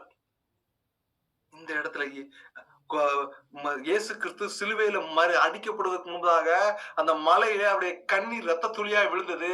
அதற்கு முன்பதாக அவர் அழுத ஒரே இடம்னா லாசர் மரித்து விட்டான், இயேசுவும் கண்ணீர் விட்டார். தேவ பிள்ளைகளே, இந்த கர்த்தர் உங்களுக்காகவும் எனக்காகவும் பிதாவினிடத்துல பரிந்து பேசுகிறவராயிருக்கிறார். அவர் மாத்திரம் நமக்காக மரித்து மேல போலன்னா இன்னைக்கு நான் செஞ்ச அயோக்கியத்தனம், நான் செஞ்ச பாவம் என்றோ மரித்து மண்ணோடு போயிருப்போம். அவருடைய கிருபை, அவருடைய தயவு, பரிந்து பேசுகிற ஒரு சுவாபம், அது நிமித்தமா அவர் தன்னுடைய ஜீவனை கொடுத்து அவருடைய ஜீவ புஸ்தகத்துல ஓ ஹல்லேலூயா, இதோ கர்த்தர் காண்பிக்கிறார். தேவ பிள்ளையே, வந்திருக்க கூடிகளே, ஓ இந்த சத்தத்தை கேட்கிற சிலருடைய பெயர்களை கர்த்தர் ஜீவ புஸ்தகத்துல எழுதும்படியா நிர்ணயித்து விட்டார். ஓ உங்களுடைய கூக்குரல்கள், உங்களுடைய இரக்கங்கள், உங்களுடைய கண்ணீர் அவர் சந்நிதியிலே வந்து எட்டிட்டு இதோ ஜீவ புஸ்தகம் திறக்கிறதையும் அதிலே சிலருடைய பெயர்கள் பறிக்கப்படுகிறதையும் ஆவியானவர் காண்பிக்கிறார். தேவ பிள்ளையே பெற்றுக்கொள், அது உனக்கானது, இது உங்களுக்கான நிர்ணயம். தேவ பிள்ளையே பெற்றுக்கொள். ஹல்லேலூயா, ஸ்தோத்திரம். ஜீவ புஸ்தகத்துல பேர் பொறிக்கப்படுகிறது. அது எவ்வளவு பெரிய ஸ்லாக்கியம். உலகத்துல பதவியும் பட்டமும் பணமும் பெருமையும் எல்லாம் மண்ணோடு மண்ணாய் அழிந்து போய்விடும். தேவ பிள்ளையே, இந்த சத்தத்தை கேட்கிற உங்கள் இருதயத்தை கர்த்தரிடத்துல திருப்பது நிமித்தமாக உங்கள் பெயர் ஜீவ புஸ்தகத்துல கர்த்தர் எழுதுகிறார். ரெக்கமெண்டேஷன்ல வர்றதில்ல. எனக்கு அவங்க ஜெபம் பண்ணாங்க, எனக்கு இவங்க ஜெபம் பண்ணாங்க, நான் நேர் முழங்கால நின்று நான் 14 மணி நேரம் ஜெபம் பண்ணேன். இல்லைங்க, கிரியையினால முடியாது, அவருடைய கிருபையினாலதான் நம்ம அவர்கிட்ட சேர்ந்திருக்கிறோம். ஸ்தோத்திரம். கிருபை பெரியது. இயேசு கண்ணீர் விட்டார். அப்ப யூதர்கள் எல்லாம் அவரை பார்த்து அவர் எவ்வளவாய் சிநேகித்தார் என்றார்கள். யோவான் 11ஆம் வசனம் சொல்லுது, இயேசு கல்லை எடுத்து போடுங்கள் என்றார். இன்னைக்கு கர்த்தர் நம்மகிட்ட சொல்றதுதான், சில கல்லுகள், சில காயங்கள், சில சுபாவங்கள், பரம்பரை எண்ணங்கள், பரம்பரை பெருமைகள், பரம்பரை கொம்புகள் எல்லாத்தையும் உடைத்து தூர போடு. நீங்க கர்த்தருக்குள்ளதான் இருக்கும்னா உங்க சுபாவத்துல மாற்றம் வேணும். இந்த காரியத்தெல்லாம் செஞ்சுட்டு இருக்கிறனால நான் பரலோகத்துக்கு போகணும்ல. ஓ ஹல்லேலூயா. அழுக்கும் கந்தையுமா இருக்கிறவர்களை கர்த்தர் அவர் புறம்பே தள்ளுகிறதே அல்ல. ஸ்தோத்திரம். வெளியான அலங்கரிப்பு அவர் விரும்புறதில்ல, உள்ளான அலங்கரிப்பு. எவ்வளவு தூரம் நம்ம வெளியில சுத்தமா வச்சிருக்கோம், எவ்வளவு தூரம் நம்ம டெக்கரேட் பண்றோங்கல்ல, உள்ளான இருதயம் எவ்வளவு தூரம் கர்த்தரிடத்துல அழுகிறது, உள்ளான இருதயம் எவ்வளவு தூரம் கர்த்தரண்டை கிட்டி சேர்கிறது, உள்ளான இருதயத்தில் இருக்கிற பாவ கரைகள், பாவ கல்லுகளை எடுத்து வெளியில எரிஞ்சு போட்டு இருதயத்தை சுத்தமாக்கி அவர் வந்து வாசம் செய்யும்படியா நாம் இருதயத்தை ஆயத்தப்படுத்தும்படியா கர்த்தர் சொல்கிறார், கல்லை எடுத்து போடுங்கள். இந்த வார்த்தை இன்னைக்கு உங்களுக்கும் எனக்கும் கொடுக்கப்படுகிறது. இருதயத்தில் இருக்கிற உங்கள் கல்லை எடுத்து போடுங்க. இருதயத்துல கல்லு, நான் இவர்தான் பெரியவர், எனக்கு வேண்டியவர், இவரை தான் ஒய்யாரத்துல ஒப்பன்னு வைக்காத. கர்த்தர் ஒருவரை தவிர வேற எவரையும் உங்க இருதயத்துக்குள்ள ஒய்யார சீட்ல வைக்காதீங்க. வச்சீங்கன்னா அது அழிவுக்கு நேராய் கொண்டு போகும். அது உங்கள் ஆத்மாவை பரலோகத்துக்கல்ல பாதாளத்துக்கே கொண்டு போகும். ஜாக்கிரதையா இருந்து இருதயத்தில் இருக்கிற அந்தரங்க கல்லுகள், அந்தரங்க பாவங்கள், அந்தரங்க ஸ்பாவங்கள். ஓ ஹல்லேலூயா. அன்று கர்த்தர் எனக்கு இதை செய்ய வேணும்னு அழுது அழுது அழுது ஜெபம் பண்ணது எல்லாம் கருத்ததுக்கு அப்புறம் அந்த பயம் எங்க போச்சு, அந்த அன்பு எங்க போச்சு? கர்த்தர் அதை கேட்கிறார். ஓ எனக்குரிய கணத்தை எனக்கு கொடுக்க விட்டுட்டு நீ யாருக்கு கொடுக்கிற? கல்லை எடுத்து போடுங்கன்னு கர்த்தர் சொல்கிறார். அப்போ மார்த்தா சொல்றா, ஐயோ நாரியா, ஏங்க உங்க சரீரம் என் சரீரம் என்ன டெக்கரேட் பண்ணி என்ன மேக்கப் போட்டு என்ன காஸ்மெட்டிக்ஸ் போட்டு எவ்வளவு சென்ட் அடிச்சு வச்சிருந்தாலும் ஜீவம் போச்சுன்னா சரீரம் நாரும். இந்த நாத்தம் பிடித்த சரீரத்திற்கு பிசாசு எவ்வளவு கனத்தை கொடுத்து வைக்கணும் முயற்சி பண்ற பாருங்க. ஹல்லேலூயா. நான் செத்து 4 நாள் ஆயிடுச்சு, நாருமே என்றார். சகோதரனுங்க, கூட பிறந்த உடன்பிறப்பு, ஜீவன் போச்சுன்னா வேணாந்தாங்க, நாத்தம் எடுத்துருங்க. அது உங்களுக்கும் சரி, எனக்கும் சரி, யாரா இருந்தாலும் சரி, இந்த ஜீவன் கர்த்தர்ட்ட போனவன இந்த சரீரம் நாத்தம் எடுக்கத்தான் செய்யும். ஹல்லேலூயா. ஜீவனை சுத்திகரித்துக் கொள்ளுங்கள். உங்கள் இருதயத்தை சுத்திகரித்துக் கொள்ளுங்கள். யோவான் 11:40 சொல்றது, இயேசு அவளை நோக்கி, நீ விசுவாசித்தால் தேவனுடைய மகிமையை காண்பாய் என்று நான் உனக்கு சொல்லவில்லையா என்றார். He was telling many times. கர்த்தர் நிறைய இடத்துல நிறைய பிளேஸ்ல வச்சு மரியாதையும் மாத்தாடி சொல்லும்போது, விசுவாசித்தால் தேவனுடைய மகிமையை காண்பாய். விசுவாசிக்க கூடுமானால் இந்த மலையை பார்த்து பயந்து போனாலும் அது அப்படியே ஆகும்னு விசுவாசத்தை குறித்து நான் எத்தனை தடவை உன்கிட்ட சொல்லியிருக்கிறேன். சொல்லிட்டு அப்புறம் ஒரு பிரேயரை பண்ணுவார். யோவான் 11:41-42 படிச்சு பாத்தீங்கன்னா தெரியும். பிதாவே, இது என்னுடைய இதனால உம்முடைய சித்தத்தினால இந்த விஷயத்தை சொல்கிறேன், உம்முடைய பேர் மகிமைப்படுமாக இவனை நான் உயிரோடு எழுப்புற சொல்லிட்டு, லாசருவே வெளியே வா என்று உரத்த சத்தமாய் கூப்பிட்டார். ஏன்னா கல்லு அடைச்சிருக்கு. சத்தம் அவன் காதுல போய் விடணுமா இல்லையா? அந்த மரண கட்டுகள்ல இருக்கிறவன்ட்ட ஒரு விடுதலை உண்டாக்குனா சத்தம் சிலருடைய காதுகள்ல விழ வேண்டியது இருக்கிறது. கர்த்தருடைய வார்த்தை சிலருடைய காதுகளை விளக்கும்படியா வர வேண்டிய தருணம் இதுவா இருக்கிறது. தேவ பிள்ளையே, லாசருவே வெளியே வா என்று சொன்ன அதே வார்த்தை, கர்த்தருடைய சத்தம் இப்பொழுது உங்களுக்கும் எனக்கும் கொடுக்கப்படுது.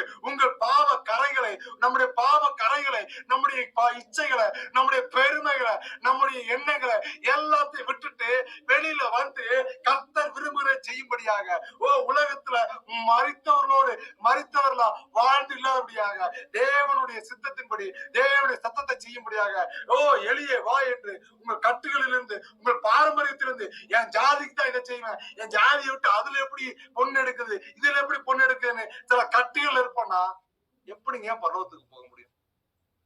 ஸ்தோத்திரம். எனக்கு பிடித்த ஒரு ஆன்டி ஒருத்தவங்க உண்டு. அங்கிளோட நான் ஊழியத்துக்கு பாதையில காலேஜ் படிக்கிற டயத்துல பிலிம் யூனிவர்சிட்டிக்கு போயிருக்கிறோம். அந்த அந்த ஆன்டி பேர் வந்து நான் சொல்றதுக்கு ஒன்றும் கூச்சப்படல. அவர்கள் கர்த்தருக்குள் நித்திரை அடைந்து விட்டார்கள். ஸ்தோத்திரம். மேரி மோகன் ஆன்டி அப்படின்னு அவங்களுடைய பேர். கொஞ்சம் ஜாதி வெறிகள் கொஞ்சம் அதிகமாவே இருக்கும். ஏன்ட்ட கொஞ்சம் குசும்புத்தனம் கொஞ்சம் அதிகமா இருக்கும். அவன் அந்த ஜாதிடா. ஆன்டி இப்ப பரலோகத்துக்கு போறான் ஆன்டி. பரலோகத்துக்குள்ள என்ட்ரா போனோம். ஸ்தோத்திரம். அப்ப அங்க போன உடனே ஒரு துப்புரவு செய்யக்கூடிய ஒரு தொழிலாளர், இல்ல அந்த தொழிலக்கூடிய தொழிலாளர், அந்த ஜாதியில இருக்கவங்க எல்லாம் பரலோகத்துல இருக்காங்க. இப்ப நம்ம போயிட்டோம், பார்த்துட்டோம். ஸ்தோத்திரம். நம்ம என்ன பண்ணணும்? நம்ம ஜாதி என்ன, நம்ம விஷயம் என்ன? ஹல்லேலூயா. ஸ்தோத்திரம். இவங்க எல்லாம் ஏசப்பா பிதா 2 வரைக்கும் வாங்க, இவங்க எல்லாம் பரலோகத்துல இருக்காங்க, நான் பரலோகத்துக்கு வர மாட்டேன், நரகத்துல போட்டுருங்க சொல்லுவோமா? ஸ்தோத்திரம். கொஞ்சம் யோசிக்கிற தேவ பிள்ளைகளே. பரலோகத்துக்குள்ள யாருனாலும் பரவாயில்ல, அந்த வேதனை அனுப்பிக்கு எனக்கு பரலோகத்துல விட்டுறணும். ஆனா உலகத்துல ஜீவிக்கும் போது கர்த்தர் விரும்புகிற ஜீவித்தை நான் செய்ய மாட்டேன்னா இது எப்படி நியாயமாகும்? ஹல்லேலூயா. வெளியில வா, உன் பாரம்பரிய கட்டுல இருந்து வெளியில வா, கர்த்தர் சித்தத்தை செய்ய முடியாது, வெளியில வா, அது எல்லாத்தையும் உடைச்சு தூர போடு. இது உங்களை பரலோகத்துக்கு கொண்டு போகாது. அவர் விரும்புகிறதை செய்யும்படியாக லாசருவே வெளியே வா என்று மரித்தவனை உயிரோடு எழுப்பினவர் இன்று உங்களுக்கும் எனக்கு சொல்கிறது. பரம்பரை கட்டுக, பரம்பரை பெருமைகள், பரம்பரை ரீதியா என்கிட்ட இவ்வளவு காத்து இருக்கு, நாங்க அப்படி இப்படின்னு எல்லாத்தையும் தலையில தூக்கி வச்சிருந்தா தூக்கி தூர எரிஞ்சு போடு. இது உங்களை பரலோகத்துக்கு கொண்டு போகாது. மரிச்சவன் வெளியில வாரான். இரண்டாவது ஒரு வார்த்தை இந்த இடத்துல நமக்கு வெளிப்படுகிறது. அவன் கால்களும் கைகளும் பிரேத சீலையினால் கட்டப்பட்டிருக்கிறது, அவன் முகமும் சீலையால் சுட்டப்பட்டிருக்கிறது. இயேசு அவரை நோக்கி, இவனை கட்டவிழ்த்து விடுங்கள் என்றார். இந்த கர்த்தருடைய வார்த்தை உங்களுக்கும் எனக்கும் சொல்லப்படுகிறது. இந்த கட்டுகள், இந்த பரம்பரை ட்ரெடிஷன்ல இருந்து கட்டுகளை கலட்டி வெளியில போட்டு கர்த்தர்கிட்ட வரும்படியாய் கர்த்தர் விரும்புகிறார். உங்களையும் என்னையும் அவர் கட்டவிழ்க்க விரும்புகிறார். ஆயத்தமா தேவ பிள்ளைகளை. மூன்றாவது ஒரு சம்பவம் மேல இருக்கிறது. ஜெப ஆலய தலைவன் யவீரு என்ன பண்ணான்னா, போதகரை இயேசு கிறிஸ்துவை தேடி வந்து காலில் விழுந்து என் குமாரத்தை மரித்தவர்ல இருந்து விடுதலை ஆக்கணும்னு சொன்னாரு. அவரோடு கூட போய் அவர் விடுதலை ஆக்கினார். இரண்டாவது சம்பவம், இயேசு கிறிஸ்துவே தேடி வந்து லாசருடைய வீட்டுக்கு அந்த கல்லறை பக்கத்துல வந்து லாசருவை உயிரோடு எழுப்பினார். நம் கர்த்தர் தேடி வருகிறவர்களுக்கு உதவி செய்கிறவராய் இருக்கிறார். அவரே தேடி வந்து உதவுகிறவராயும் இருக்கிறார். இந்த இடத்துல அவரை தேடவும் இல்லை, அவரை நாடவும் இல்லை. ஒரு மரண இன்சிடென்ட். லூக்காக்கு எழுதின புஸ்தகம் 7ஆம் அதிகாரம் 11ஆம் வசனம் சொல்கிறது, மறுநாளிலே அவர் நாயின் என்னும் ஊருக்கு போனார். அவருடைய சீசர் அநேகரும் திரளான ஜனங்களும் அவருடைய கூட போனார்கள். ஸ்தோத்திரம். நம்ம முன்னாடியே சொல்லிருந்தோம், இயேசு கிறிஸ்து எங்க போனாலும் ஒரு திரள் கூட்டம் அவரோடு கூட போயிருந்துச்சு. இந்த கூட்டம் கூட்டுறது, இந்த கூட்டத்தை சேர்க்கிறது, இதெல்லாம் என்னன்னு கேட்டீங்கன்னா அரசியல்வாதிகளுக்கு, பொலிட்டீஷியன்ஸுக்கு, கட்சி தலைவர்களுக்கு, பெரிய பெரிய பதவியில இருக்கிறவங்க, இவ்வளவு ஒரு ஐபிஎஸ் இருக்கிறவங்க, ஐஏஎஸ் இருக்கிறவங்க, இந்த டிஸ்கிரிப்ஷன் இருக்க இவங்க வராங்கன்னா ஒரு கூட்டம் சேர்ந்து வரும். அதே மாதிரி பழைய காலகட்டத்துல பரிசேயர்களும் சதுசேயர்களும் தன்னுடைய கெத்த காட்டுறதுக்காக கூட்டத்தை சேர்ப்பாங்க. ஆனால் இயேசு கிறிஸ்துட்ட எதுவுமே இல்லை. ஆனா எப்பவும் அவரோடு கூட ஒரு கூட்டம் இருந்துச்சு. ஏன்னா அவர் தேவகுமாரன், அற்புதத்தை செய்கிறவர், அதிசயத்தை செய்கிறவர். இந்த விஷயம் தான் அவர்களுக்கு ஒரு பொறாமை உண்டாக்குச்சு. திரளான ஜன கூட்டங்கள் அவரோடு கூட போனார்கள். இப்போ ஒரு டிராவல் இன்சிடென்ட் நடந்துட்டு இருக்குது. லூக்கா 11ஆம் அதிகாரம் 12ஆம் வசனம். அவர் ஊரின் வாசலுக்கு சமீபித்த போது, பழைய காலகட்டங்கள்லாம் கேட்டீங்கன்னா ஒரு எரியோ கோட்டைன்னு கேட்டீங்கன்னா ஒரு ஊர் இருக்குன்னா அந்த ஊரை சுத்தி பெரிய காம்பவுண்ட் சுவர் கட்டிடுவாங்க. ஏன்னா யாராவது போர் புரிஞ்சு வேற நாட்டு ராஜாவோ வேற யாரோ உள்ள பூந்துட கூடாது, யாரு வந்தாலும் வாசல் வழியா வரணும்னு சொல்லிட்டு ஒரு வாசல் வச்சிருப்பாங்க. மித்தது எல்லாம் அந்த ஊரை சுத்தி கோட்டை இருக்கும். அல்லேலூயா. எரியோ கோட்டையை பத்தி நீங்க படிச்சு பாத்தீங்கன்னா தெரியும் வேதத்துல. இப்ப இந்த இடத்துல இயேசு கிறிஸ்துனா அவர் ஊரின் வாசலுக்கு சமீபித்த போது, வாசல் பக்கத்துல வந்தனா மரித்து போன ஒருவனை அடக்கம் பண்ணும்படி கொண்டு வந்தார்கள். செத்த ஒரு டெட் பாடிய அடக்கம் பண்றதுக்காக ஊருக்குள்ள இருந்து அந்த வாசல் வழியா வெளியில கொண்டு வராங்க. அவன் தன் தாய்க்கு ஒரே மகனா இருந்தான். ஒரே ஒரு பையங்க. அதுல இன்னொரு ஹைலைட் என்னன்னு கேட்டீங்கன்னா, அவ்வளோ கைம்பெண்ணா இருந்தார். ஊராரில் வெகு ஜனங்கள் அவளுடனே கூட வந்தார்கள். கைம்பெண் கேட்டீங்கன்னா இங்கிலீஷ்ல தெளிவா சொல்லிருக்கு, he was a widow. She was a widow. விதவை. கைம்பெண்ணுக்கான அர்த்தம் அவர் ஒரு விதவை, கணவனை இழந்தவள்.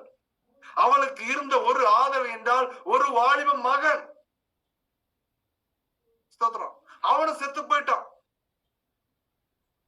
அதனால ஊர்க்காரங்க எல்லாம் இவளுக்கு இருந்த ஒரே ஆதரவு மரிச்சு போச்சு. அதனால நம்ம இவனோட கூட போஞ்சிட்டு வெகு ஜனங்கள், ஊராரு வெகு ஜனங்கள் அவளோடு கூட வந்தார்கள். ஒரு டெட் பாடி எடுத்துட்டு டிராவல் பண்ணி வெளியில வராங்க. ஸ்தோத்திரம். லூக்கா 7:13ஆம் வசனம். கர்த்தர் அவளை பார்த்து அவள் மேல் மனதுருகி அழாதே என்று சொல்லி, she did not ask. அவள் கர்த்தர் வந்து கேட்கல, எனக்கு இதை ஹீல் பண்ணி கொடுங்கன்னு. எவீர் வந்து கேட்டா. அதே மாதிரி லாசர் மரணித்துக்கும் போதே அவருடைய அக்கால் வந்து அவருடைய சகோதரிகள் வந்து இப்படி நீ இருந்தீங்கன்னா மறித்திருக்க மாட்டானே அவருக்காக பரிந்து பேசக்கூடியவர்கள் இருந்தார்கள். ஆனால் இந்த பொண்ணை குறிச்சு பாக்குறார். அவள் கேட்கக்கூடிய ஒரு ஸ்தலத்துல இல்ல, தனக்கு வந்து எல்லாம் போச்சு, மகன் தான் இருந்தாலும் பார்த்தேன் அந்த வாலிப மகனும் மறிச்சு போயிட்டான்னு. அவள் எவ்வளவு ஒரு ஒரு ஒரு ஒரு பேத்தட்டிக் சிச்சுவேஷன் தெரியுமா உங்களுக்கு? அது மறித்த வீடுகள்ல அழுகுறல் கேட்கப்படும். அவர்கள் நல்லது செய்ததெல்லாம் சொல்லிட்டு இருப்பாங்க. இப்ப இவள் அழுகிறத பார்த்தவன கர்த்தர் அவளை பார்த்து அவள் மேல் மனதுருகி அழாதே என்று சொல்லி, he had compassion on her and said unto her, wipe not, don't cry, stop crying, அழாதே. கிட்ட வந்து பாடையை தொட்டா. அவர் தொட்ட உடனே அதை சுமந்து நின்றுட்டாங்க.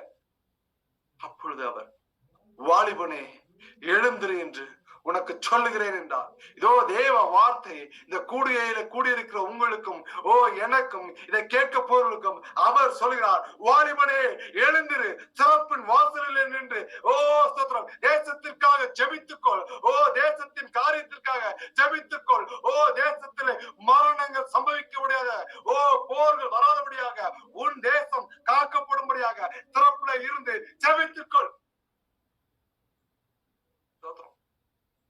மரித்தவன் எழுந்து உட்கார்ந்து பேசத் தொடங்கினான். அவன் தாய் தாயிடத்தில் ஒப்பு கொடுத்தார். ஸ்தோத்திரம். இன்னும் அழாதேங்கிறத குறிச்சு ஒரு 4 இன்சிடென்ட பார்த்து நம்ம ஃபைனல் ப்ரேயர் பண்ண போறோம். ஆதியாகமம் 16ஆம் அதிகாரத்தை நீங்க வாசிச்சு பாத்தீங்கன்னா, ஹல்லேலூயா, சாராளுக்கு கர்த்தர் கொடுத்த வாக்குத்தத்தத்தின் மேல விசுவாசம் இல்ல. ஏற்கனவே சாரா நகைக்க ஆரம்பிச்சிட்டா. தீர்க்க தரிசனத்திலிருந்து வார்த்தைகள் வருகிற வேளையில நீ உற்பவ காலகட்டத்திலே ஒரு குமாரனை பெறுவான்னு சொல்லும் போது அவளுக்குள்ள என்னன்னா ஸ்திரீகளுக்குள்ள வழிபாடுகள் நின்று போயிடுச்சு. குழந்தை எப்படி பிறக்கும்னு அவளுக்குள்ள ஒரு நக்கல் சிரிப்பு. வாக்கு தத்துவத்தை மறந்துட்டு திரும்ப என்ன பண்றா, புருஷனை கட்டாயப்படுத்தி நீ என் வேலைக்காரியோட சேர்ந்து சந்ததி உருவாடுபடி செய்கிறான். இந்த ஆபிரகாமும் ஒரு முட்டாப்பைய கொண்டாடி சத்தத்துக்கெல்லாம் செவி கொடுத்துட்டான். சில இடத்துல கேட்கிற விஷயத்துக்கு கேட்கணும், கேட்க கூடாத விஷயத்துக்கு கேட்க கூடாது. ஸ்தோத்திரம். கோச்சுக்காதீங்க. ஏன்னா ஆதாம் என்ன பண்ணான்னா ஒழுங்காதான் இருந்தான். ஸ்தோத்திரம். ஏவாள் தான் என்ன பண்ணா, பிசாசுக்கு தெரியும் பசங்கிட்ட வந்து சேட்டை பண்றது கஷ்டம். எப்பவுமே இங்க ட்ரிக் பண்ணா அங்க ட்ரிகர் ஆயிரும். ஸ்தோத்திரம். ஏவாள் தான் ட்ரிக் பண்ணா. இப்போ இந்த இடத்துல கேட்டீங்கன்னா இதே மாதிரி திரும்பியும் சாரால தான் ட்ரிக் பண்ணி விட்டாங்க. ட்ரிக் பண்ண என்ன பண்ணா, என் வேலைக்கார்ட்ட போனோம்னா அவர் போய் பொண்டாட்டி சொல்லிட்டாருன்னு சொல்லிட்டு அவரோட சேர்ந்து அவன் கன்சீவ் ஆயிட்டான். கன்சீவ் ஆனவன அவன் என்ன பண்றான்னா, ஆகார் திரும்ப அவளுக்கு ஒரு கட்சு வந்துருது. என்ன கட்சு வருதுன்னா, தன் நாச்சியாரை அற்பமா எண்ணலாம். அப்போ நீ எனக்கு குழந்தை கொடுக்காம ஏமா என் குழந்தை கொடுக்கணும் என் கையிலேயாமா இருக்கு. கற்புவிக்க செய்கிறவர் உற்பத்தியாக செய்கிற அவர் கையில தான் இருக்கு. நீங்க அவர்கிட்ட தாமா கேட்கணும்னு சொல்லிட்டு அவர் ரெக்வெஸ்ட் பண்றார். குழந்தை கொடுக்கறது கணவர் அப்படிலாம் கிடையாது. கர்த்தர் சித்தம் இல்லைன்னா அது வாய்க்காது. கர்த்தரை நீ விசுவாசிக்கல அது நடக்காது. ஸ்தோத்திரம். யார் வந்து ஜெபிச்சாலும் என்ன, ஜெபிக்கிறது நல்லது. ஆனாலும் கர்த்தரை விசுவாசிக்காத ஜெபம் பிரயோஜனமே கிடையாது. உப்புல்லா பண்டம் குப்பையில. ஸ்தோத்திரம். உப்பு போட்டாதான் சோத்துக்கு டேஸ்ட் கிடைக்கும். ஆனா சில சரீர சுவாகங்கள் வரும்போது உப்பை தவிர்க்க வேணா தவிர்த்துதான் ஆகணும். ஏன்னா நம்ம காலகட்டத்துல கரெக்டா கடைபிடிக்க வேண்டிய விஷயத்துல ஒழுங்கும் கிரயமா ஜீவிக்க சொல்லி கர்த்தர் சில காரியத்தை நிர்ணயித்திருக்க வேலையிலையும் ஒழுங்கும் கிரயமா ஜீவிக்காதனால இருக்குன்னு தடைபட்டு தான் போகும். ஸ்தோத்திரம். அப்ப இந்த இடத்துல பாத்தீங்கன்னா அவன் என்ன பண்றான்னா, நாச்சியார் கொடுமைப்படுத்தணும்னா ஆகாரம்னா வீட்டை விட்டு பிரயாணம் பண்ணி போயிடுறான். பிரயாணம் பண்ணி வீட்டை விட்டு மாசமா இருக்கும்போது என்ன பண்றா, ஓடிடுறா. ஓடுன உடனேதான் ஆதியாகமம் 16ஆம் அதிகாரம் 11ஆம் வசனம், பின்னும் கர்த்தருடைய தூதனானவன் அவளை நோக்கி, நீ கற்புவதியா இருக்கிறாய், ஒரு குமாரனை பெறுவாய். கர்த்தர் உங்க அங்கலாய்ப்பை கேட்டபடினால் அவனுக்கு இஸ்மவேல் என்று பெயருடையதாக. திரும்பி உன் நாச்சியாட்டை போன்றது. ஸ்தோத்திரம். திரும்பி நாச்சியாட்ட போயாச்சு. நாச்சியாட்ட போய் நீங்க அந்த 16ஆம் அதிகாரத்துல இருந்து தொடர்ச்சியா நீங்க உங்க தனி தியானத்துல வாசிச்சு பாருங்க. ஆவியானவர் உங்களோட நிறைய விஷயங்களை பேசுவார். அங்க போய் இருக்கும்போது குழந்தை பிறந்துருச்சு. கர்த்தர் சொன்ன மாதிரி விருத்த சேரமும் பண்ணியாச்சு. குழந்தையோட 8ஆம் நாள்ல அப்போதான் இஸ்மவேலுக்கு விருத்த சேதனம் பண்றாங்க. நம்ம இஸ்லாமியர்கள் சுன்னத்து பண்றாங்கல்ல, அததான் விருத்த சேதனம் நம்ம வேதத்துல சொல்லி இருக்குது. நுனித்தோலை கட்டரித்து போடு, அது உன் சரீரத்துக்கு நல்லது, அது உனக்கும் எனக்கான உடன்படிக்கைன்னு சொல்லிட்டு கர்த்தர் அதை நிர்ணயித்திருப்பார். அதை இன்று வரை இஸ்லாமத்துல ஃபாலோ பண்ணிட்டு இருக்காங்க. சயின்டிபிக்காக அது நல்லதுன்னு சொல்றாங்க. நம்முடைய வேதம் முன்னதாக சொல்ல விஷயங்கள் இப்பதான் சயின்ஸ் சொல்லுது அது நல்லது, அப்படி செய்யறதா ஹெல்த்தி, அப்படி செய்யறதா ஆண் குழந்தைகளுக்கு நல்லதுன்னு சொல்லிட்டு இப்பதான் கண்டுபிடிச்சு வராங்க. ஸ்தோத்திரம். அது நம் வேதம் பல ஆயிரக்கணக்கான ஆண்டுகளுக்கு முன்னதாக சொல்லிவிட்டது. இப்ப என்ன பண்றான்னு கேட்டீங்க அப்படின்னா, ஸ்தோத்திரம், ஹல்லேலூயா, ஆதியாகமம் 21 நீங்க படிச்சு பாருங்க. செகண்ட் டைம் என்ன ஆகுதுன்னா, சாராளுக்கு இவ்வளவு ஆகாரம் பார்த்தாலே ஆக மாட்டேன், ஆகாருடைய குழந்தைய பார்த்தாலே ஆக மாட்டேன், எரிச்சல், கோபம். அப்ப என்ன பண்றான், என்ன இருந்தாலும் ஆபிரகாமுடைய குழந்தை தானே, அது வேலைக்காரிக்கு பிறந்தாலும் அவனுடைய வித்து தானே, அவனுடைய சந்ததி தானே. அவன் என்ன பண்றான்னா, அந்த ஆகாருக்கு ஒரு வாகனத்தை ரெடி பண்ணி, குதிரையை ஒட்டகமா ரெடி பண்ணி, அதுல தேவையான சாப்பாடுகள் வைத்து குழந்தையை வைத்து அனுப்பி விட்டுருதான். கை குழந்தையோட போறாங்க, அங்கலாய்ப்போட போறான். இன்னைக்கு உலகத்துல இருக்கிற நமக்கும், நம்ம நம்பினவர்களும் நம்மளை கை விட்டுட்டாங்க. நான் இவர்களை இந்த விஷயத்துக்கு நான் நம்பினேன், வரும்னு நினைச்சேன், ஆனா எனக்கு வரலன்னு சொன்னீங்கன்னா, உங்கள் நம்பிக்கை கர்த்தர் மேல மாத்திரம் தான் இருக்கணும். உலகத்தான் மேல இருக்கவே விடாது. உலகத்தால நம்பி ஜீவிக்கிறது விருதா. ஆனா இதுவே இது நீங்க ஒரு முழங்கால போட்டு ஜெபம் பண்ணிட்டு கர்த்தர்ட்ட பொருத்தனை பண்ணிட்டு செஞ்சோம்னா கர்த்தர் இருதயத்தை மாற்ற வல்லவராயிருக்கிறார். இப்ப குழந்தைய எடுத்துட்டு அவ பிரயாணம் பண்ணி பாலைவனத்துக்குள்ள போறான். கையில கொண்டு போற தண்ணி எல்லாம் தீர்ந்து போயிருச்சு.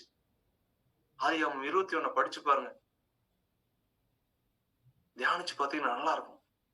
அப்ப பையில தண்ணி எல்லாம் காலி போனவானோன்னு ஆகார் என்ன பண்றான்னா 16ஆம் வசனம் சொல்றது, பிள்ளை சாகிறதை நான் பார்க்க மாட்டேன் என்று எதிராக அம்பு பாயும் தூரத்திலே போய் உட்கார்ந்து சத்தமிட்டு அழுதான். குழந்தைய தூர வச்சுட்டு he was white. ரொம்ப சத்தம் போட்டு அழுகிற, ஐயோ இது மரணாந்தரத்துல நான் எப்படி, அதாவது நான் சாகிறது பிரச்சனை இல்ல, அதனால இந்த பிஞ்சு குழந்தை சாக போகிறது, இதுக்கு நான் என்ன செய்வேன்னு அவள் அங்கலாய்த்து விட்டான். தேவ பிள்ளைகளே, உலகத்தின் காரியத்தில், உலகத்தின் தேவைகள், நான் எதுவும் இல்லாம இருக்கிறேன், எதுவும் எங்களுக்கு நிர்ணயிக்கப்படல, எங்களுக்கு ஆயத்தம் பண்ணது எங்களுக்கு உருவாக்கப்படல, எங்களுக்கு திட்டம் பண்ணத எங்க கண்ணு காணலன்னு நீங்க நம்பிக்கிட்டு இருக்க வேலையில உங்கள் அழுகுரல் தேவ சந்நிதியிலே கேட்கப்படும் முடியாது. நீ மத்தவங்கிட்ட ஊத்தாத, அத்தை மாமாட்ட சொல்லாத, அப்பா அம்மாட்ட புலம்பாத. கர்த்தர் சொல்லுகிறார், சிலரை குறித்து, சில குடும்பத்தை குறித்து கர்த்தர், நீ எதை குறித்து யார்ட்டையும் புலம்பாத. உன் அறைக்குள்ள உட்கார்ந்து ஸ்திரீயே, நீ உன் முழங்கால்களை முடக்கி தேவ சந்நிதியில அழும்போது அங்கலாய்ப்பை கேட்கிற தேவன் அதை உங்கள் விருப்பத்தின்படி நிறைவேற்றுவார். ஹல்லேலூயா, ஹல்லேலூயா, ஹல்லேலூயா. ஸ்தோத்திரம், ஸ்தோத்திரம், ஸ்தோத்திரம். ஜெபிக்கிற வேளையில கர்த்தர் சொல்லுகிறார், சில குடும்பத்தின் மீது ஒரு ஆசீர்வாத பொக்கிஷத்தை, என் வெளிச்சத்தை இந்த ஆண்டிலே நான் பிரவாசிக்க போகிறேன். அவர்கள் நம்புகிற சில காரியங்களை நான் வாய்க்க செய்ய போகிறேன். ஹல்லேலூயா, ஸ்தோத்திரம். பிசாசு பேச விடாம கட்டி வைத்திருக்கிற சில கட்டுகள் அவர் உடைக்க போகிறார். ஆயத்தமாய்க்கொள் சகோதரியே, கர்த்தருடைய வார்த்தை வெளிப்பட்டு வருகிறது. உன் அங்கலாய்ப்பை நான் கேட்டேன்.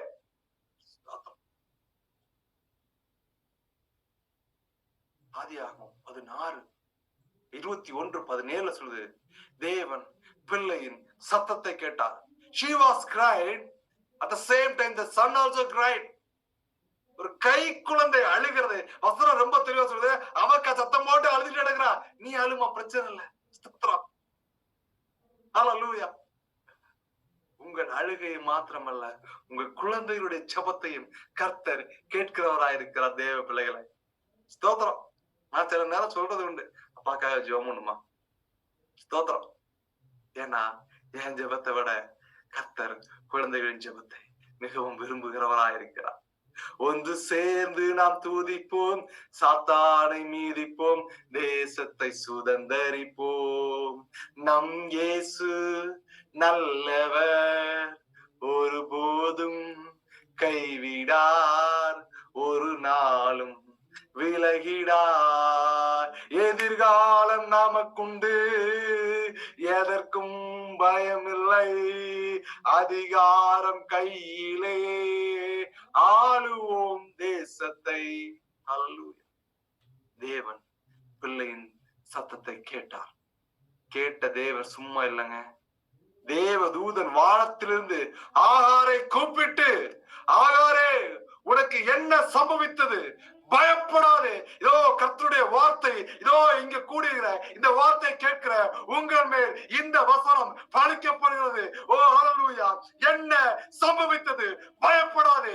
என்ன நடந்தது? பயப்படாதே. இது எல்லாம் உன் நன்மைக்கே.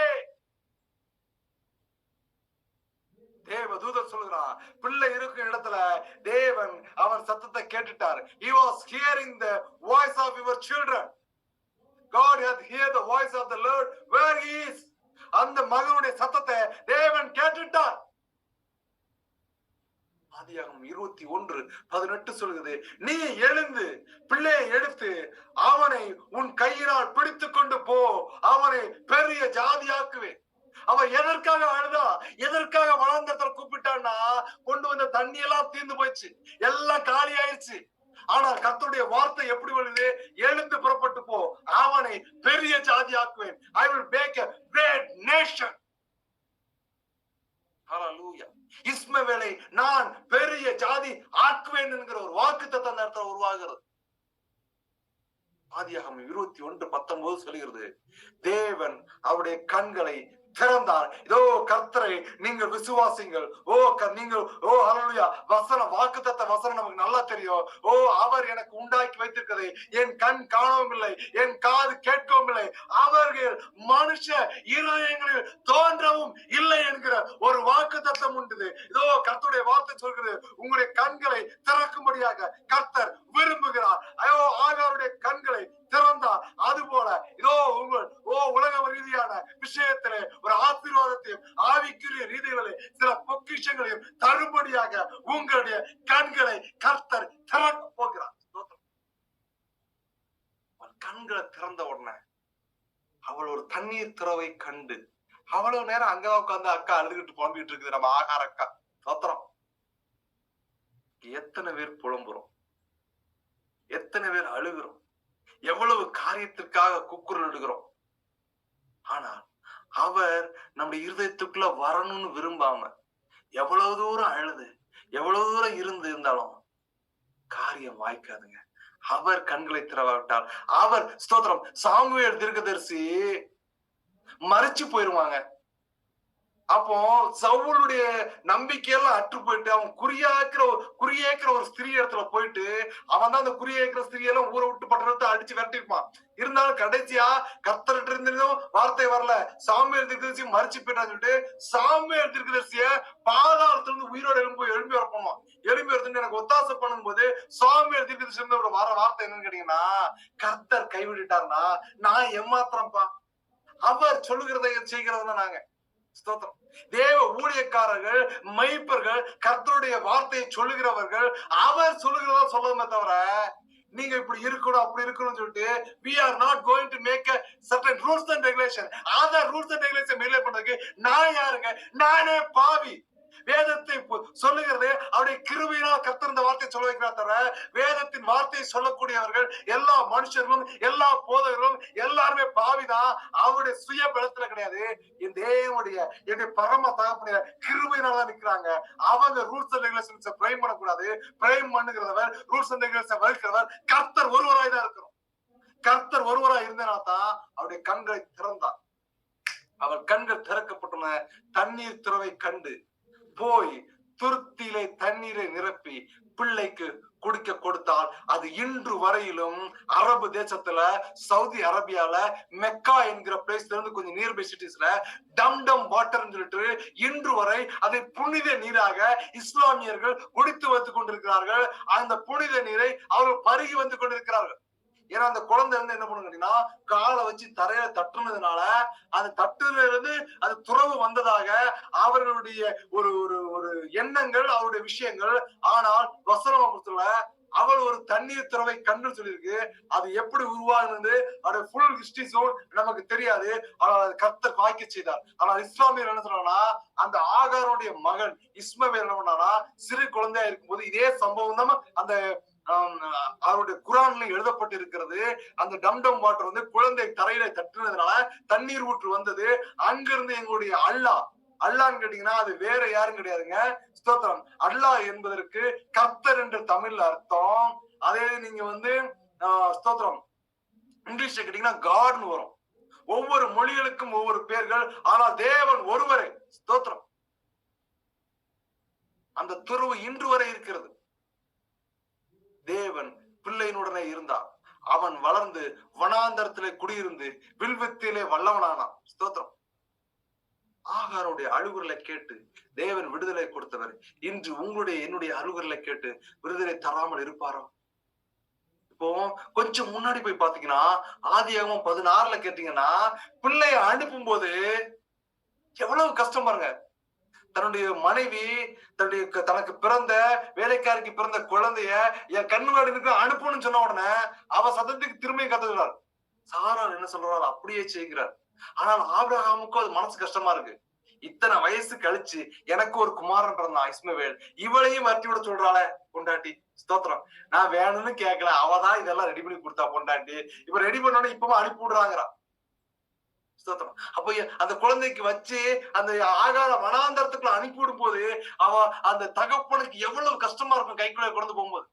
அப்ப ஆபிரகாம் சும்மாவா இருந்தான்னு கேட்டீங்கன்னா இல்லைங்க. ஆபிரகாம் என்ன பண்ணாரு பாருங்க. ஆதியாகமம் 16:18 இஸ்மவேல் உமக்கு முன்பாக பிழைப்பானாக என்று ஆபிரகாம் தேவனிடத்தில் விண்ணப்பம் பண்ணினான். He was taking prayer to God.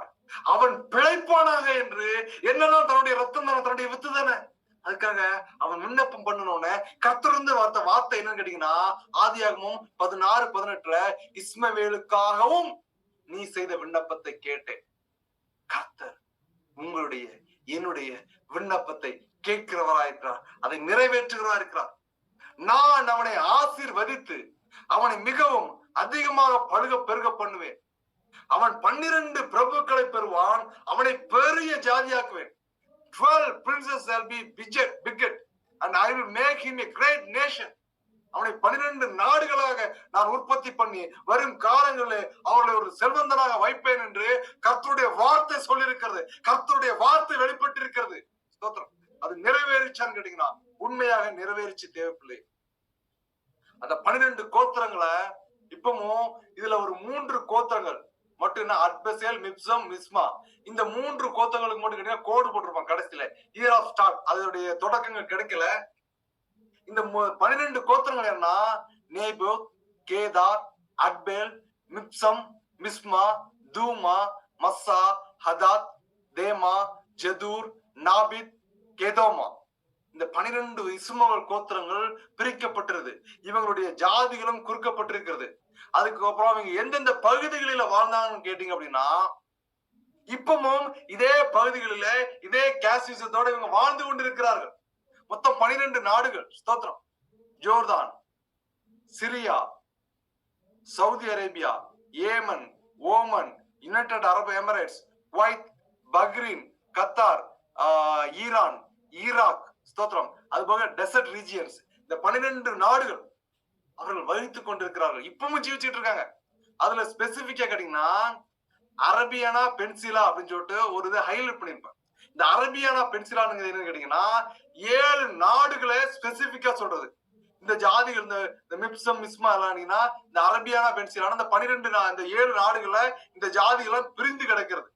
அந்த 7 நாடுகள் என்னன்னா Saudi Arabia, Yemen, Oman, United Arab Emirates, Kuwait, Bahrain, Qatar. இதுல நீங்க யுனைடெட் அரபு எமிரேட்ஸ் எடுத்து பாத்தீங்கன்னா இது ஒரு நாடு. இந்த நாடுகள் என்ன கேட்டீங்கன்னா அதுல ஸ்டேட்ஸ் ஒரு 7 ஸ்டேட்ஸா பிரிச்சிருக்குது. அது என்னன்னு கேட்டீங்கன்னா Dubai, Abu Dhabi, Sharjah, Ajman, Pujara, ராஸ் அல் ஹாஜான், அல் ஒயின். இது எல்லாமே கேட்டீங்கன்னா இயேசு கிறிஸ்துவின் இந்த நாமத்தினால இந்த இடத்துல ஒரு சின்ன டெஸ்டிமோனியை சொல்லிக்கிறேன். என்னன்னு கேட்டீங்கன்னா 2021ஆம் வருஷம் நாங்க ஒரு ஜெபக்கூடியில ஜெபிச்சுட்டு இருக்கும்போது ஒரு சகோதரி ஆவியினால் நிரப்பப்பட்டு சகோதரி தீர்க்க தரிசனமா எனக்கு சொன்ன வார்த்தை என்னன்னு கேட்டீங்கன்னா, தம்பி ஆயத்தமாய்க்கோ, கர்த்தர் உன்னை அநேக தேசங்களுக்கு கொண்டு போகிறதை ஆவியானவர் என்னிடம் சொல்லுகிறார். நீ அநேக தேசங்களுக்கு போவாய், அந்த தேசங்கள்ல கர்த்தருடைய கிருபையை நீ காண முடியும் சொல்றாங்க. ஸ்தோத்திரம்.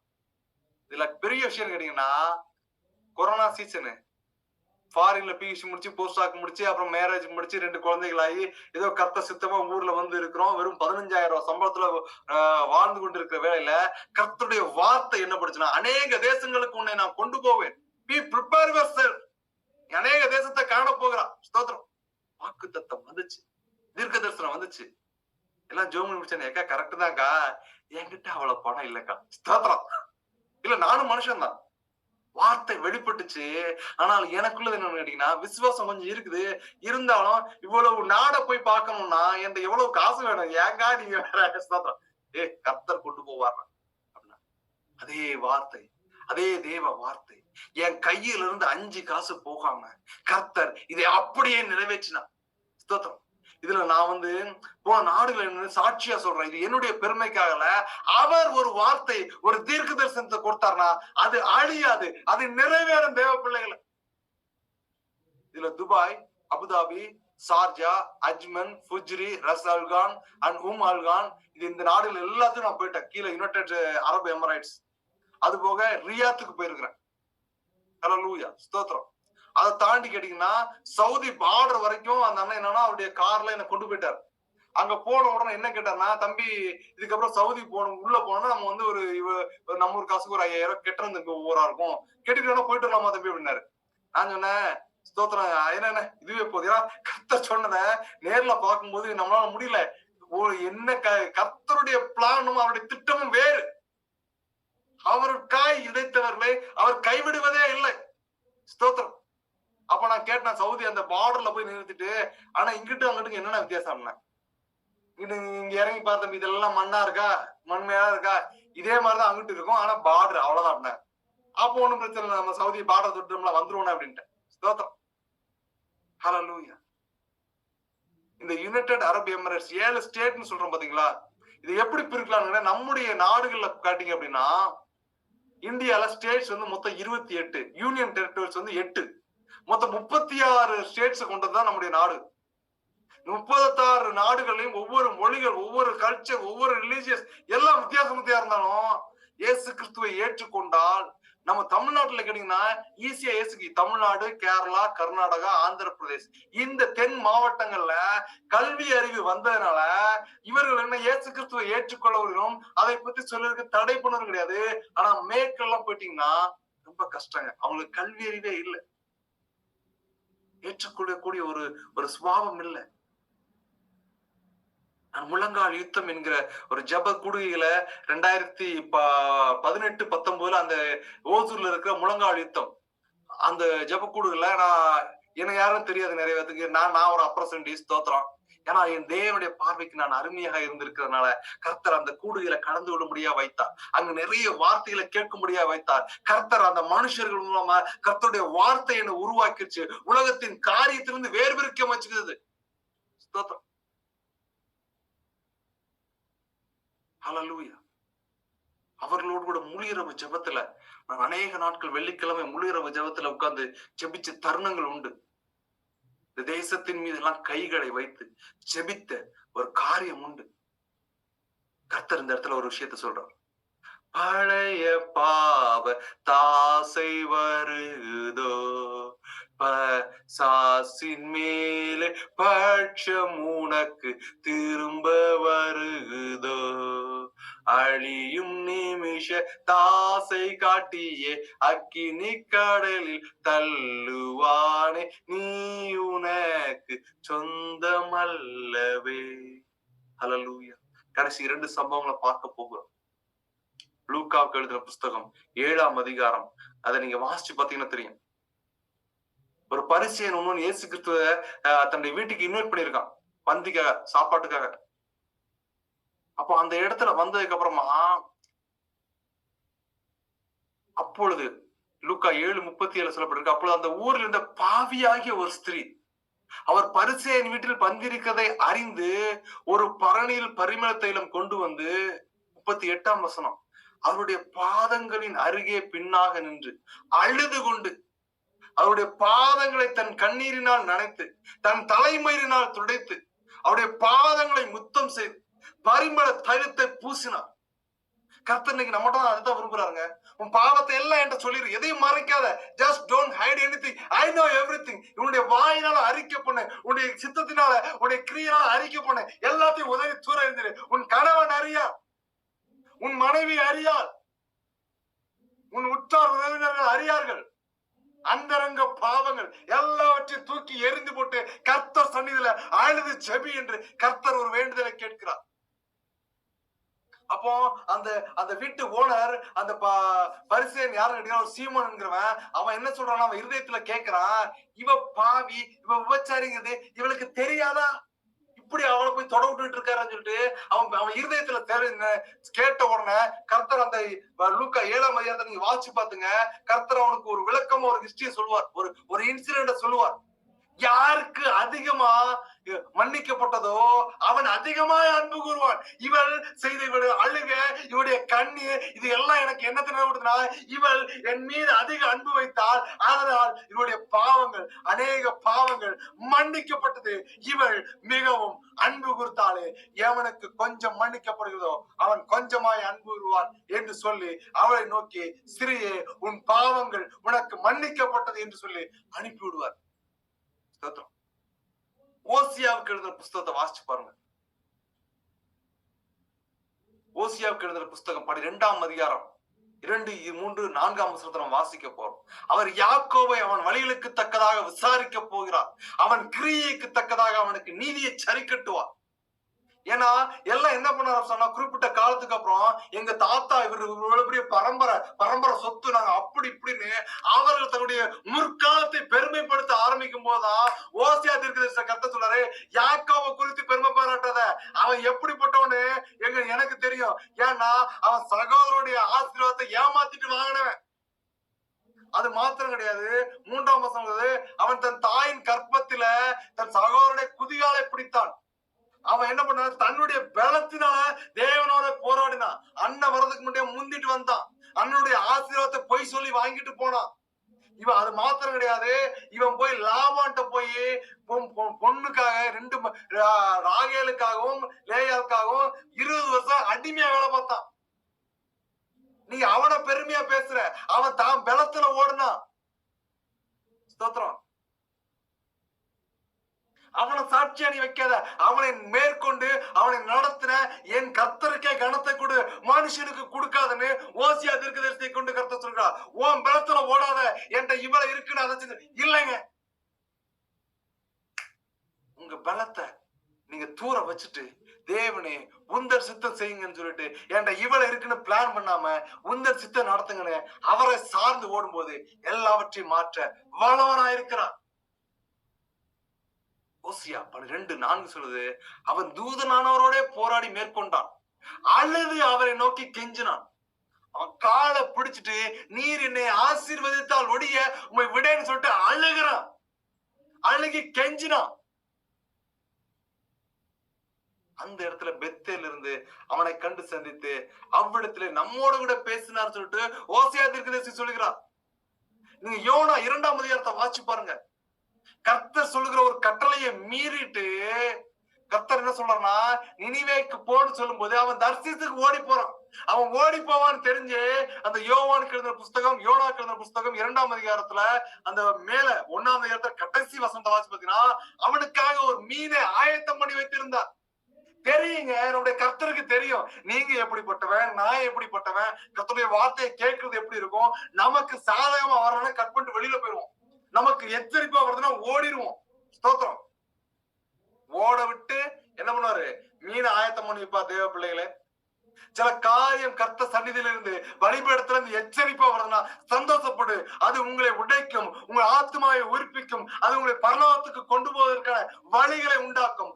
பொன்னானது சுத்த பொன்னாய் விளங்க வேண்டுமானால் அது நெருப்புனால சோதிக்கப்படணும். நெருப்பு உருக்குறதுக்கு தங்கம் தாங்கலனா அது சுத்த தங்கம் கிடையாது, அது களிமண் இருக்கும், அது கசட் இருக்கும், அது விலை பெறாது. நீங்களும் நானும் உடைக்கப்படணும், தேவ சந்நிதியில உருவாக்கப்படணும். கர்த்தருடைய வார்த்தை நம்மளை வேறு பிரிக்கணும். ஆசீர்வாதம் எல்லாம் வேணுங்க. இதுக்கு எல்லாத்தையும் தாண்டி அவர் சித்தத்தை செய்ய வேணும், அவர் காரியத்தை நோக்க வேணும். முதலாவது தேவனுடைய ராஜ்யத்தையும் அவருடைய நீதியையும் தேடுங்கள், அப்பொழுது எல்லாம் உங்களுக்கு கூட கொடுக்கப்படும். யோனாவை மீன் முழுங்கிருச்சு, மீன் வயிற்றுக்குள்ள போய் உட்கார்ந்து இருக்காரு. அப்பதான் யோனா பிரேயர் பண்ணார், நான் உமது கண்களுக்கு எதிராக இராதபடிக்கு தள்ளப்பட்டேன். செய்யற தப்பையும் செஞ்சுட்டு நம்ம அப்படித்தான் சொல்றோம், நான் உங்களுடைய பார்வைக்கு இல்லாம தள்ளப்பட்டுட்டேனப்பா. செஞ்ச தப்பெல்லாம் யாருடையது? நம்மளுடையது. செஞ்சதெல்லாம் யாரு? நானும் நீங்களும் தான். ஆனால் யோனாவை இதே மாதிரி தப்ப பண்ணிட்டு, ஆனா அவர் ரெக்வெஸ்ட் பண்றார், ஒரு கண்களுக்கு எதிராக இராதபடிக்கு தள்ளப்பட்டேன், ஆகிலும் இன்னமும் உடைய பரிசுத்த ஆலயத்தை நோக்குவேன் என்றார். The God hearing this kind of prayer, கர்த்தருடைய வார்த்தை, கர்த்தருடைய சித்தம் என்ன கேட்கிறார்? இப்படிப்பட்ட ஜெபத்தை அவர் எதிர்பார்க்கிறார். நான் இந்த விஷயத்துல வழிதளவி போயிட்டேன், இந்த இடத்துல வந்து தடுமாறிட்டேன், நான் உங்க இடத்துல வரணும்ப்பா, நீர் என்னை அள்ளி அரவணைங்க, உடைய பரிசுத்த சந்நிதிக்கு நேரா நான் வர ஆயத்தப்படணும்னு சொல்லிட்டு அவர் சந்நிதியா வரும்படியாக கர்த்தர் எதிர்பார்க்கிறார். திரும்ப சொல்றார், மீன் வயிற்றுக்குள்ள உட்கார்ந்து இருக்கும் போதான் இந்த வசனத்தை எழுதுறார். தண்ணீர்கள் அந்த அந்த அனுபவத்தை எல்லாம் ஜோம் பண்ணிட்டு இருக்கிறார். ஜோம் முடிச்சு வெளியில வந்த எழுதுறாரு, தண்ணீர்கள் பிராண பரிந்தும் என்னை நெருக்கிறது, ஆளி என்னை சூழ்ந்தது, கடற்பாசி என் தலையை சுற்றி கொண்டது. மீன் வயிற்றுக்குள்ள என்ன பெட்டு போட்டு சொகுசாவா டிராவல் பண்ணிருப்பாரு, சொல்லு பேச்ச கேட்கல, கர்த்தருடைய வார்த்தை சொல்லுது. சொல்லு பேச்ச கேட்கல, கர்த்தருடைய வார்த்தை திரும்பியும் அழுத்தி சொல்லுது. கர்த்தருடைய வார்த்தை திரும்பியும் அழுத்தி உங்களுக்கு மறுபடியும் சொல்லுகிறது. You are not hearing the God word. You have to face this kind of circumstance in your life. நீ கர்த்தருக்கு கனத்தை, கர்த்தருக்கு மரியாதையை கொடுக்கணும்னா, யோனா பிரயாணம் பண்ண பாருங்க. என்னை நெருக்கிறது, ஆளி என்னை சூழ்ந்து கொண்டது, கருப்பாசி என் தலையை சுற்றி கொண்டது. God is not going to give for the dead. அவர் உங்களுக்கு மரணத்தை கொடுக்க மாட்டார். ஒரு உபத்திரவத்தை கொடுத்து, ஒரு வேதனையை கொடுத்து, அதை அனுபவிக்க வச்சு அப்புறம் வெளியில எடுப்பார். ஹல்லேலூயா. இப்ப யோனா 2ஆம் அதிகாரம் 6ஆம் வசனம் சொல்றது, பர்வதங்களின் அடிவாரங்கள் பரியந்தமும் இறங்கினேன், பூமியின் தாழ்பால்கள் என்றென்றுக்கும் என்னை அடைக்கிறதா இருந்தது. ஆனாலும் என் தேவனாய கர்த்தாவே, நீர் என் பிராணனை அழிவுக்கு தப்புவித்தே. You are escaping from the death. உங்களுடைய பிராணனை, என்னுடைய பிராணனை அவர் சாவிலிருந்து தப்பித்து வைத்திருக்கிறார். இனியும் துணிகரமாய் நாம் செய்வோமானால் சாவு நிச்சயம், ஆனால் பரலோகம் நமக்கு நிச்சயம் கிடையாது. யோனா 2:7 சொல்கிறது, என் ஆத்துமா என்னை தோய்ந்து போகையில் கர்த்தரை நினைத்தேன். எல்லாம் போயிடுச்சியா, இன்னும் ஒண்ணும் இல்லையானுங்க போது, இதோ நான் பேசிட்டேன். நம்ம பேசுற விஷயத்த மகன் வந்து சொல்லி காட்டுவான், மகன் சொல்லி காட்டுவான், மனைவி சொல்லி காட்டுவார், கணவர் சொல்லி காட்டுவார், பெற்றோர் சொல்லி காட்டுவாங்க, எல்லாம் பண்ணலாம். ஆனா கர்த்தர் அப்படிப்பட்டவரே அல்ல. யோனா அதான் சொல்றான், என் ஆத்துமா என்னோட தோய்ந்து போய் கர்த்தரை நினைச்சேங்க. எல்லாம் நான் பண்ண தப்புன்னு நினைச்சு கர்த்தர் நினைச்சிட்டேன். அப்பொழுது என் விண்ணப்பம் ஒரு பரிசுத்த ஆலயத்தின் இடத்தில் வந்து சேர்ந்தது.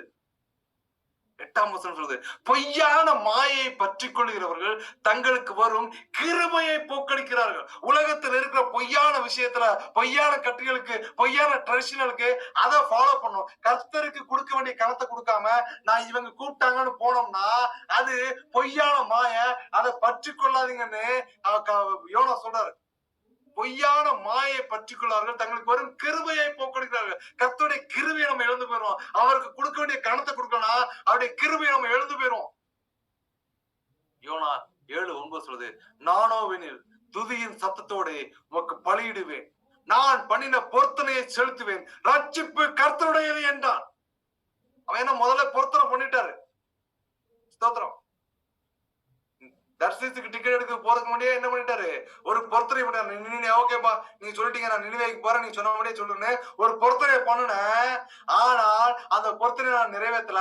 ஆனால் இப்பொழுது நான் செய்த பொருத்தனையை செலுத்துவேன், ரட்சிப்பு கர்த்தருடையது என்றான். யோனா சொன்ன இந்த வார்த்தை நிமித்தமாக கர்த்தர் மீனுக்கு கட்டளையிட்டார். அது யோனாவை கரையிலே கக்கி விட்டது. இங்கிலீஷ்ல ரொம்ப சொல்லுது, vomit out Jonah upon the dry land. ஒரு எம்டி லேண்ட்ல போடப்பட்டது. தேவ பிள்ளைகளே, கர்த்தருடைய வார்த்தைக்கும் கர்த்தருடைய சத்தத்துக்கும் உறுதியா இருந்தவர்கள் எவ்வளவு வேதனைகளை அனுபவித்தார்கள் கேட்டீங்கன்னா, சிறைச்சாலையில பவுல் சிறைச்சாலையில போடப்பட்டான். சிறைச்சாலை பவுலும் சீலாவும் சிறைச்சாலையில துதித்தார்கள். சிறைச்சாலை கதவுகள் உடைப்பட்டது. ஆனால் அவர்கள் தப்பிச்சு போல அங்க ஒரு ஆத்துமாதையும் சென்றார்கள். ஆனால் இதே விஷயம் பேதுருவ சிறைச்சாலையில போடும்போது அவன் சொகுசா தூங்கலாம். அவனுக்காக ஒரு கூட்டம் ஜெபித்துக் கொண்டிருந்தது. ஜெபத்தை கேட்டு சிறைச்சாலையை உடைச்சு பேதுருவை வெளியில கொண்டு வந்து விட்ட தேவன் உங்களுக்கு எனக்கும் உண்டு. உங்கள் கவலைகள், உங்கள் கற்றுகளை ஜெபிக்கிற ஒரு ஜெப கூட்டத்தை நீங்க ஏற்படுத்துங்க. ஜெப கூடிய உங்களுக்காய் ஜெபிக்கக்கூடிய ஒரு ஆத்துமாக்களை நீங்கள் ஆதாயம் பண்ணுங்க. உங்களுக்காய் திறப்புல நின்று ஜெபிக்கக்கூடிய ஒரு ஜெப சந்ததியை எழுப்புங்க. தேவ பிள்ளைகளை, சாத்ராக், மேஷாக், ஆபேத்நேகோ நெருப்புகளை போட்டாலும் பரவாயில்ல, நாங்க இந்த சிலையை வணங்க மாட்டோம். தானியேல் 3 வேளையும் ஜெபிக்கிறது நிமித்தமாய் கடத்த பலன் என்னன்னா சிங்க கபில போட்டாங்க. அப்படி போட்டாலும் நான் ஜெபிப்பதை நிறுத்த மாட்டேன். என் தேவன் வல்லவர். யோபுவை பிசாசு டெஸ்ட் பண்ணும் போது அவன் சொறி சிறங்கு அவனுடைய ஆஸ்தி அந்தத்துகள் எல்லாத்தையும் அழித்து போட்டாலும் அவன் அழுகையோடு சொல்கிறான், கர்த்தருடைய கரத்திலே நன்மையை பெற்றுக்கொண்ட நான் இந்த தீமையும் பெறாமல் இருப்பது எப்படி என்று அவன் ஒரு வைராக்கியமாய் நின்றான். கர்த்தர் அத்தகைய வைராக்கியத்தை இன்று உங்களிடமும் என்னிடமும் அவர் எதிர்பார்க்கிறார். அல்லாது திகையாது, கலங்காது, கர்த்தர் காரியத்தை வாய்க்க செய்வார். ஜெபித்து முடிக்க போகிறோம். பிதாவே, இந்த நல்ல ஒரு இரவு வேளைக்காக உமக்கு நன்றி செலுத்துகிறோம் தகப்பனே. வந்திருக்கிற ஆத்துமாக்கள் அநேக கவலைகளோடு, அநேக பாரங்களோடு, அநேக இன்னல்களோடு வந்திருக்கலாம்.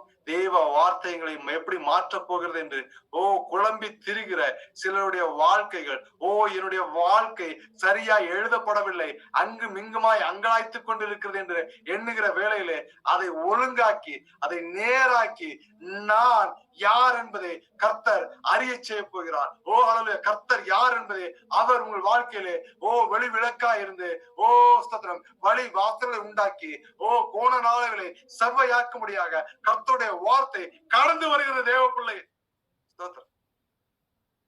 இதாவே உடைய ரத்தத்தை தெளிக்கிறேன். ஆவியில பலப்படுத்துங்க. சோர்வுகள் நீங்கட்டும், பலவீனங்கள் நீங்கட்டும். உந்தன் சித்தம் உடைய வாழ்க்கையிலே முழுவதுமாய் விளங்கட்டும் தகப்பனே. ஹல்லேலூயா. ஸ்தோத்திரம், ஸ்தோத்திரம், ஸ்தோத்திரம். ஹல்லேலூயா, ஹல்லேலூயா, ஹல்லேலூயா. பிதாவே உடைய ரத்தத்தை தெளிக்கிறேன். ஆவியில பலப்படுத்துங்க. பிதா, குமாரன், பரிசுத்தாவின் ரத்தத்தை தெளிக்கிறேன் தகப்பனே. உலகத்திற்குள்ளதாக கடந்து செல்லுகிறோம் தகப்பனே. தேவனே உடைய பலன் ஆகாரோடு கூட ஸ்தோத்திரம் அழுகையின் கூக்குரலை கேட்டு ஸ்தோத்திரம் தேவ தூதனை அனுப்பி விடுதலை ஆக்கினது போல கர்த்தர் முன்னிலும் பெண்ணிலுமாய் ஹல்லேலூயா ஒரு விடுதலையை கொடுக்க போகிற ஹல்லேலூயா, ஹல்லேலூயா, ஹல்லேலூயா கர்த்தர் காண்பிக்கிறார். ஸ்தோத்திரம் சிலருடைய வாழ்க்கை ரீதியான விஷயத்துல எதையும் நான் பார்க்கல, எதையும் நான் அனுபவிக்கல, எல்லாம் கட்டுண்டதா நிற்கிறது, எதையும் நான் திருப்தியா நாங்க காரியத்துல போகலன்னு நீ திண்ணி நின்று இருக்கிற விஷயத்துல இருந்து கர்த்தர் சொல்கிறார், உன்னை எழுப்பி நான் உன்னை புறப்பட செய்ய போகிறேன், ஆயத்தமாய்க்கொள், உன்னை நான் எழுப்புகிறேன். ஸ்தோத்திரம். எகிப்துல இருக்கிறது சுகமா இருக்கிறது நீ காணாதபடியா எகிப்துல இருந்து வெளியில வா. செங்கடல்களை பிழைக்கிறது நீ காண்பாய். செங்கடல்கள் உனக்கு தடையா இருக்கிறது நீ திகையாதே, கலங்காதே. ஹல்லேலூயா. மோசையோடு இருந்தது போல நான் உன்னோடு இருக்க போகிறேன். செங்கடல்களை நீ பிழைக்க போகிறாய். புதிய வகையான சில ப்ராஜெக்ட்களை உனக்கு நான் அங்கீகாரமா உன்னை அதில் மேன்மைப்படுத்தும்படியாக ஒரு உயர் அதிகார ரீதியாக அதிலே நான் அங்கீகாரமா உட்கார வைக்க போகிறேன். பெற்றுக்கள். ஹல்லேலூயா. ஸ்தோத்திரம். திகையாதே, கலங்காதே, விசுவாசம் உள்ளவனாயிரு. ஸ்தோத்திரம். ஹல்லேலூயா. ஸ்தோத்திரம். பிதாவே, நீர் செய்கிற காரியம் உடைய காலத்திலே, உடைய சத்தத்திலே, உடைய சிந்தனையிலே ஸ்தோத்திரம் அற்புதம் அதிசயமாய் நடக்க முடியாது செபிக்கிறேன் தகப்பனே. சிலர் வெளிநாடுகளுக்கு பறக்கும்படியாக திட்டங்களை கர்த்தர் நிர்ணயித்து விட்டார். ஆயத்தமாய்க்கொள். ஹல்லேலூயா. வழி வாசல்களை கர்த்தர் உருவாக்கி தருகிறார். ஆயத்தப்படு, விசுவாசித்துக்கொள். கர்த்தர் அப்படியே செய்வார். பிதாவே ரத்தத்தை தெரிகிறேன். பிதா, குமாரன், பரிசுத்தாவின் நாமத்தினால் ஜெபங்களும் ஜீவனுள்ள எங்கள் பரம தகப்பனே. ஆமேன், ஆமேன், ஆமேன். என் ஆத்மாவே கர்த்தரை ஸ்தோத்திரி, என் முழுமே பரிசுத்த நாமத்தை ஸ்தோத்திரி. ஆத்மாவே கர்த்தரை ஸ்தோத்திரி. கர்த்தர் செய்த சகல உபகாரங்களை மறவாதே. ஆமென், ஆமென், ஆமென். Thanks for the coming. God bless you. நான் இதுக்கப்புறம் முடிச்சுட்டு நான் இண்டிவிஜுவலா கால் பண்ணி ஜாயின் பண்ணிடுறேன்.